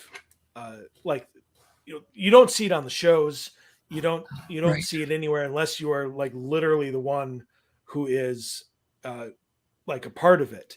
Right. Like the oil in the foot in the fingerprints and stuff like that. Yeah. So I mean, I would like you to kind of tell everybody some of the things that you have discovered in recent years that really isn't out there. Well, there's a number of things, and I'm working on a new show called Legend Meets Science 2, which is kind of picks up where the old one left off, but in a far deeper way, far more. We have 23 new categories of evidence. I mean, whole categories, and that's really exciting.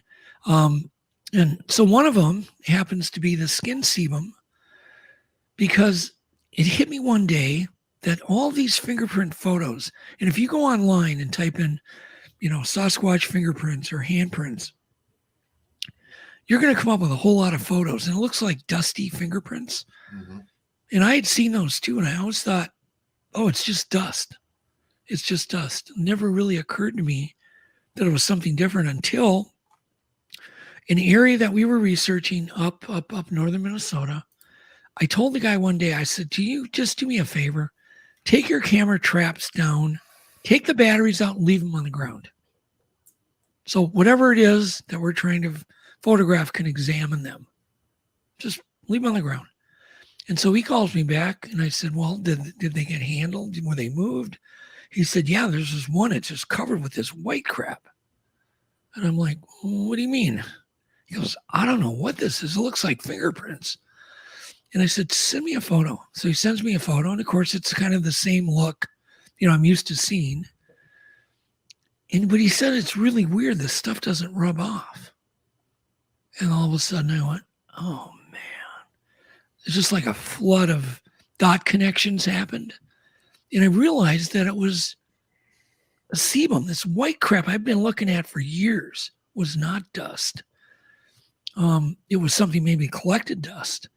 And then all of a sudden it hit me. I'm like, oh, this is 3D evidence. We have latent, the actual print. We can take photograph really good. And we can see skin pores and the whoops and the scars. Excuse me. And then we have DNA skin cells that's going to be in there. And DNA has gotten so much better now. I mean, we just need a few skin cells and we can do an entire genome. And then we have the chemical compounds that are in the sebum that are going to be different than any other primate. Because one thing that's really unique, every primate, including humans, if you compare human sebum to gorilla, to orangutan, to chimp, to monkeys, to whatever, everyone has their own very unique chemical signature that's very, very different.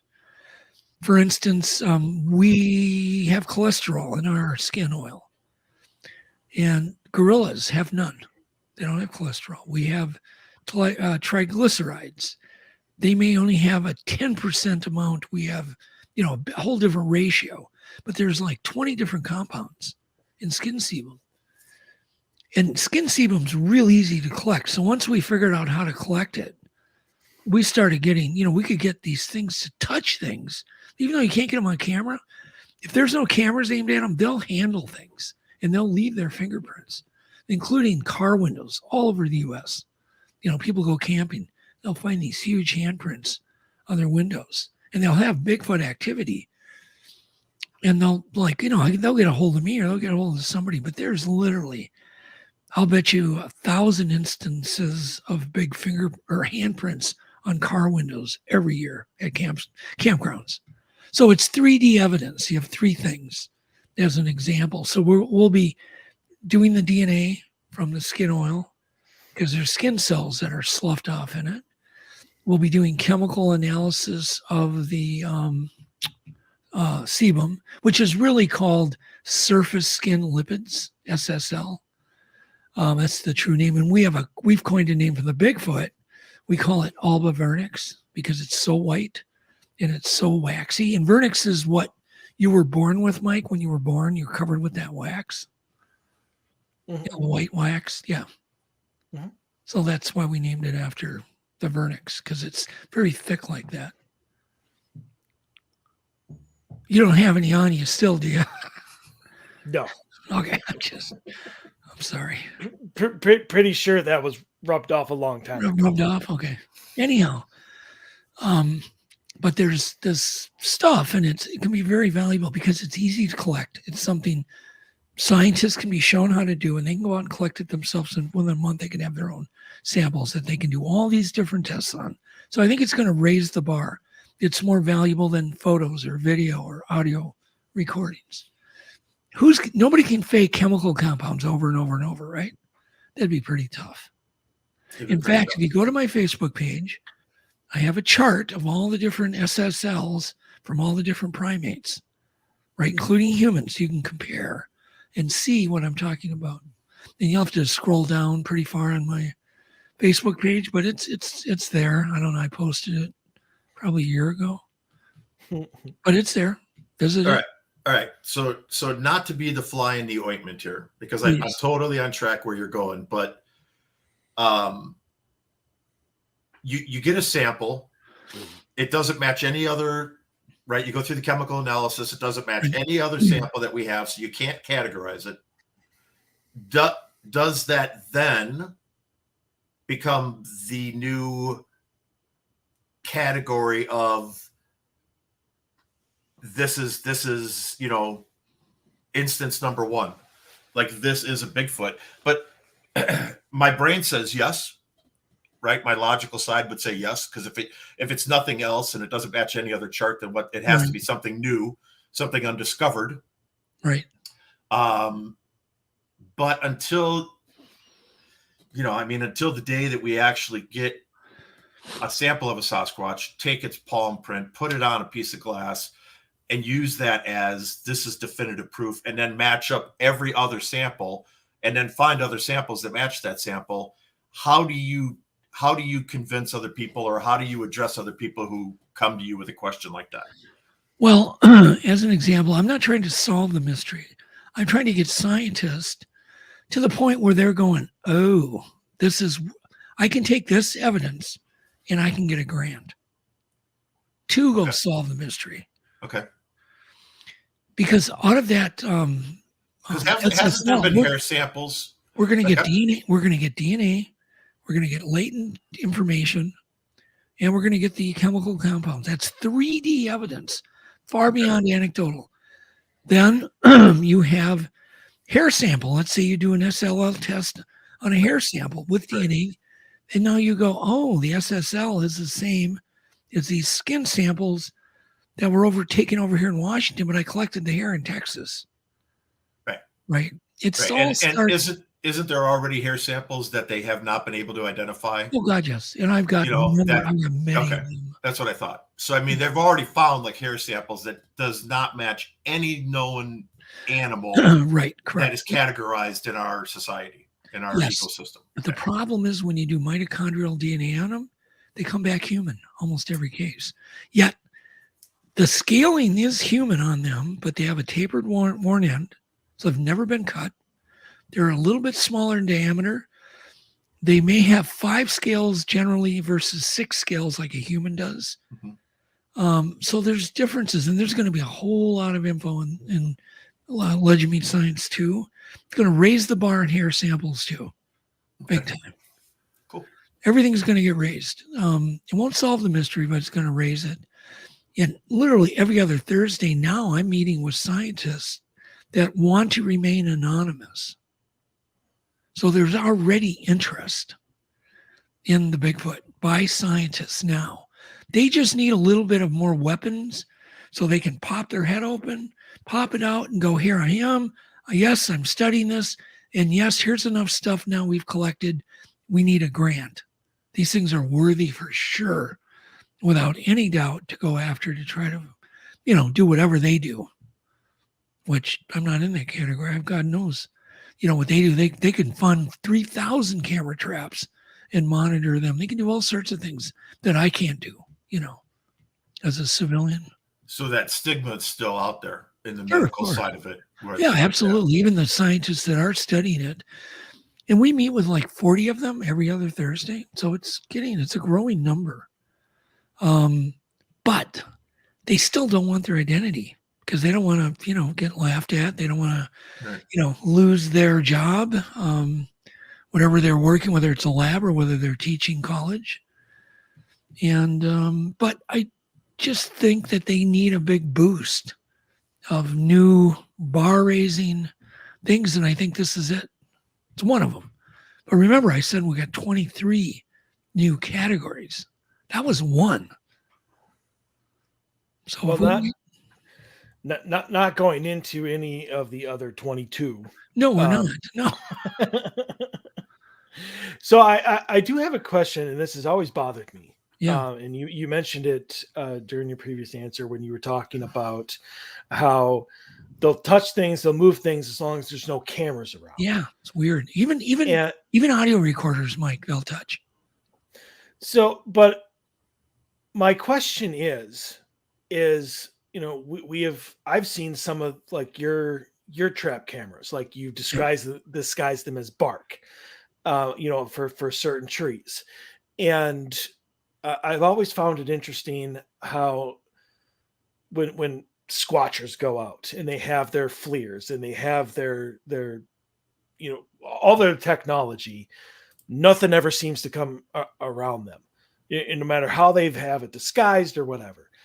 How do you think, no matter how good you've disguised stuff, Bigfoot or Sasquatch always seems to know that they're around? Is it like an energy thing? Are they more, can they hear like Is their hearing so sensitive, like maybe they can hear the electronics working inside the camera? They always seem to know if there's stuff around that can actually capture them, whether on video or audio. Why do you think that is? I don't know. I mean, I've got some, very implied theories on that. There was a time, actually, there was a camera system that we set up north. First night, I got what I thought footage of 3 creatures walking in a row, literally in a row. And I saw it with my eyes. And I got a hold of Adam and said, Adam, don't erase anything you got in the cloud tonight. He goes, it ain't hooked up to the cloud. It's the only night we weren't recording. I saw even the AI boxes lock onto these 3 creatures as they walked through the forest. And they were pretty close to the camera, probably 15 feet. So I witnessed this, and I was actually doing calls. I was playing even the Moorhead stuff through the speakers on the cameras. So I'm doing all this stuff. I was playing my coyote calls, doing all sorts of stuff, and here they come, boom, boom, boom, right in a row. And I was so excited. I'm like, we did it. Just like that. We got a family. It was like the bigger one, smaller. And it was, it wasn't the greatest fit picture, but I could see joints. I could see their knees. I could see their arms. And these AI boxes were locking even onto their joints. And so it was really exciting. But the cameras weren't on. Did they know those cameras were not recording that night? I don't know. It just seems like a weird coincidence, doesn't it? Well, since those, did you leave the cameras where they were? I'm assuming. Sure, of course. And then you started recording at future Yeah, times. of course. Yeah, of and course. you've never caught a damn thing since. Well, we've got some weird stuff, but no footage like that. Nothing like what you saw. No, nothing like I saw. So then you kind of answered your own question. Did they know? Yeah, I would say they knew. I don't know. It's the biggest argument, Mike, towards there not being a Bigfoot is the fact we have game cameras all over the country. There's not been one game camera photo that I would say is a Bigfoot. There was one that I think is just a bear with mange, that's butt up in the air.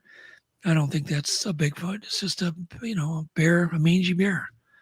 So there hasn't been anything, but yet we can leave an audio recorder. These things will pick them up, play with them. You wouldn't believe the audios that we've captured. They're not afraid of audio mics. I don't get it. No matter what we do, and I've been trying for 20 some years. Every kind of camera you could ever make. I fail every time. I feel like the coyote, trying to get the Roadrunner. It's just failure.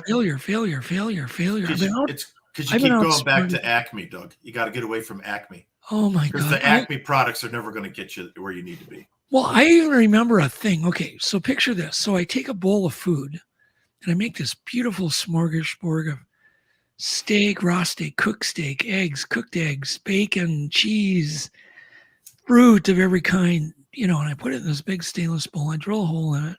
Then I'm thinking, okay, I'm going to get you the old analog way. And I drill a hole in it, and I put a monofilament line to a mechanical trap or alarm. And I think I just stacked a bunch of pots and pans. And I've got my high def camera on standby right next to it. So if something touches that thing, I'm going to fly out the door with my high def camera and I'm going to film you. Right?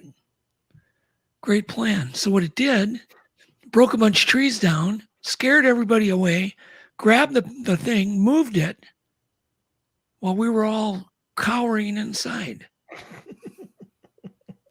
And I thought, you son of a bitch. And then thanks for the buffet, Doug. And then nothing. No, it moved it 1 foot. Never was touched again. The whole rest of that trip. Did it eat anything out of it? Nothing. So it didn't eat. It just came over to mess with you. Just to test it. Gotcha. Just to mess with us. And no other animal ever touched it, which is weird too.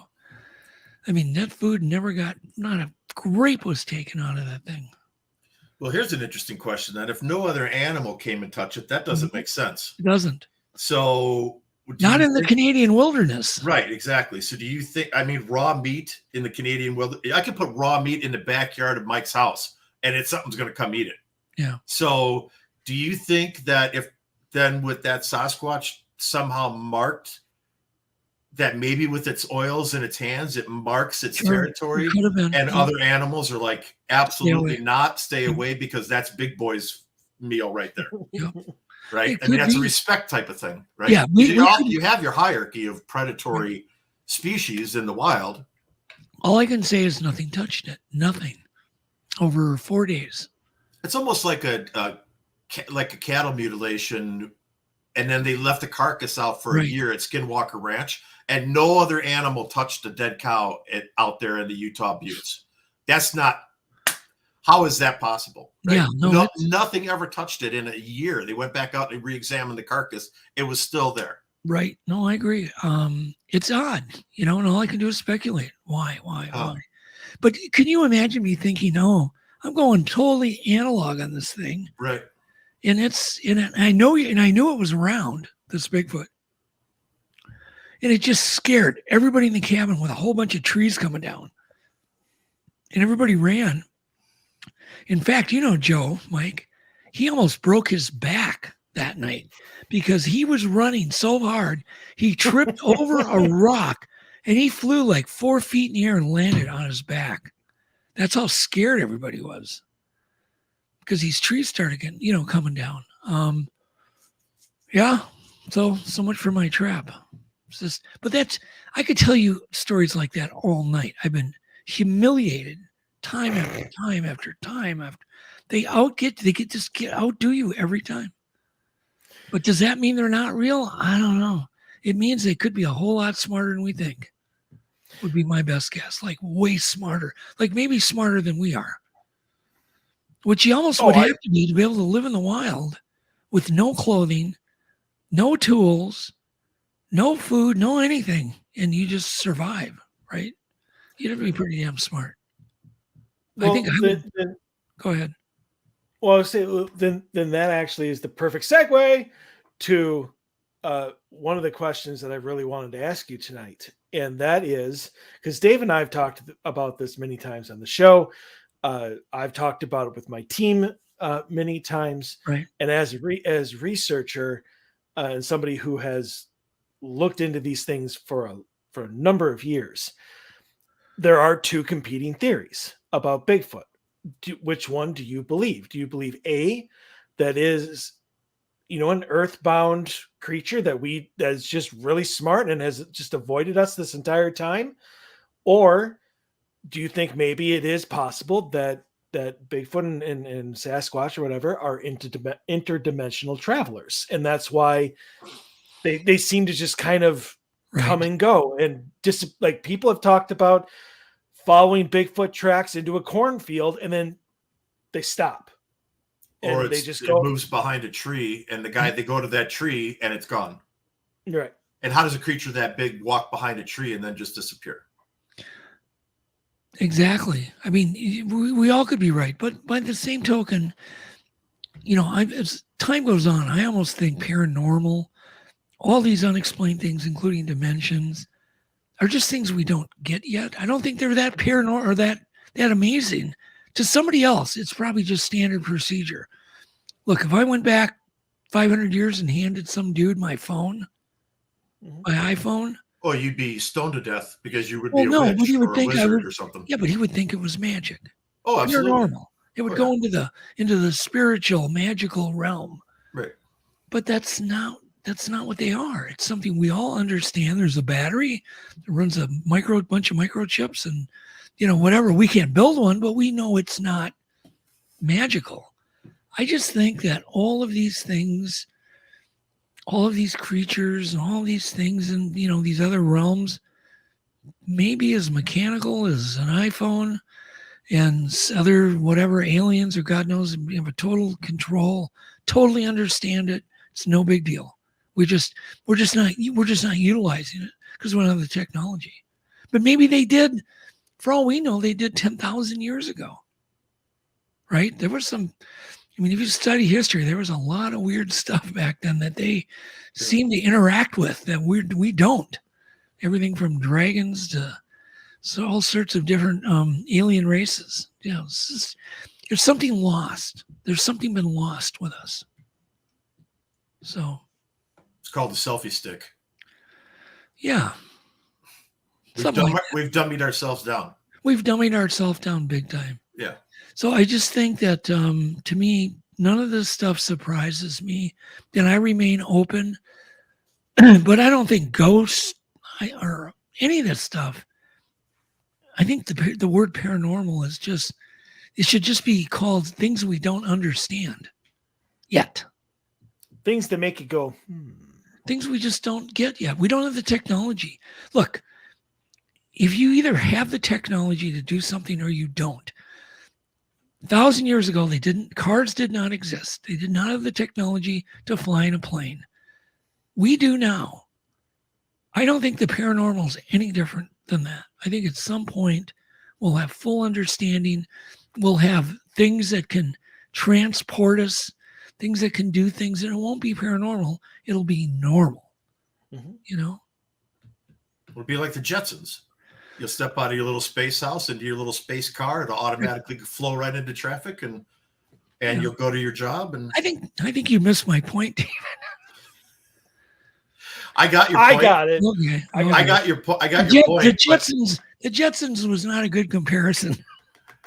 I got your point. I just think that it's way too big of a picture. Yeah. Your response was way too ambiguous, because there's way too many things out there for it to all come together at some point of understanding. I don't think we're ever going to get there.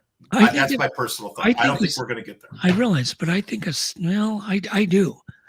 This is so magical. It's incredible to people from long ago. Radios. That stuff is, they couldn't even fathom. They couldn't even fathom that you could survive 30 miles an hour before cars were invented. Right. They couldn't even fathom that they thought your wind would be sucked right out of your lungs. That you would die instantly if you went past 30 miles an hour. I mean, everything is laughable in hindsight. I think our lack of understanding of everything from ghosts to Bigfoot to all these things to UFOs are going to be laughable to future generations. They're going to laugh at us. Go, oh my God, could you imagine? Because when I was born, there was no internet, for instance. No. And, if there was somebody no computers. When I was born, there nothing, wasn't a of course. computer. But think about our perspective. Even we've lived long enough, Dave, to see these huge differences. Right. I mean, I grew up with a rotary dial phone. So did I. Right. With a 6-foot cord if you were lucky. And if somebody would have shown you, from the future, come to you and showed you a freaking brand new iPhone 13, you would have went, oh man, you just seen this paranormal thing that guy had. And I was like, oh my God, it would seem magical. Right. So technology always seems magical to those not in the know. And I think we're going to know about all this stuff. And then there'll may be a new level that we'll be able to see that will still seem paranormal to us. But I think all this stuff that you may be able to, in the future, flick a switch on and see every ghost in your room. But would you want that? I would. I wouldn't. Well, I do. So I could tell him to get the F out. It's my room. Exactly. Exactly. That's funny. But no, I really do. I do think that there's a lot of things that we just classify as really weird, and it's probably not. It's very, very natural to the world. Does that make sense? Yeah. Yep. Well, then, kind of. Just to close everything out, what's next for Mr. Douglas Hajicek? Well, we've got a new show, a new pilot debuting on A&E this October in Europe. I have Legend Meets Science done. I'm hoping by September, the end of September, and that'll be out. And I think it'll be a mind-blowing doc, really mind-blowing. I really do. I think it'll clarify a lot of things for a lot of scientists, and I think it's going to open a lot of new doors. Nice. And there's a new book. Jeff is writing a brand new book too. The first book, Legend Meets Science 1, is the best scientific book on the topic, and he's going to do the next one to parallel the doc. So it's exciting. It is exciting. But other than that, you know me, Mike. You never know what's next. No, I think sometimes you have no idea what's next. No, I don't actually. Oh my God, it's just life is fun. It's fun. I just wish it was longer. Dave. I wish we could go back to being 20 again and keep all of our knowledge. That'd be beautiful, wouldn't it? Yep. But in the future, it'll probably be just get an app, get the youth app. There's an app for that. There's an app for that. Yeah, exactly. That would be well, shocking. Yeah, you just need the filter. That's all. Yeah, something like that. Yeah, it's crazy. What time does your show over? Anyhow, it's 9:09. Now. Right about now. It's over when we say it's over, Doug. Okay. Right. I don't know what your rules are, but I do know this, that we could talk all night about fishing. You want to go back to the fishing topic? We could, but we won't. Everything leads back to fishing. Trust me. So I'm going to segue this real quick before we leave, because I want to do this for a future show, and I've been doing some research on it, and I can't find a lot of stuff out there. Right. But are you open to the idea that our sky above us is similar to kind of what our oceans are, in the fact that there are living creatures and things that are in our sky that we just can't see? Yeah, it's the biggest ecosystem that's on Earth. It's from the ground to, wherever you consider space. Right. Some people say it's 77 miles up. Some people say it's 300. But there's oxygen and there's atmosphere certainly out to 300 miles. Might be a wee bit thin to support fishing, but there is, probably the most amazing ecosystem from the ground up. And I'm telling you, I've been privileged enough to see things that aren't known, in the atmosphere. Like skyfish. Yeah, whatever you want to call them. I mean, we've seen several things that are like, most people call them that's birds. Not normal, huh? Birds? Oh, yeah. Well, no, they weren't birds. No, like I saw something once that had tentacles, and I watched it, and it wasn't a cloud formation. Yeah, no. And the people that were with me just immediately dismissed it as a cloud formation and walked away. And I think they did that because they were afraid to even think about it not being a cloud formation, to be honest with you. Yeah. But I watched this thing, and it had intelligence. Yeah. And it was moving in a very undulating type of capacity that clouds do not move. Yeah.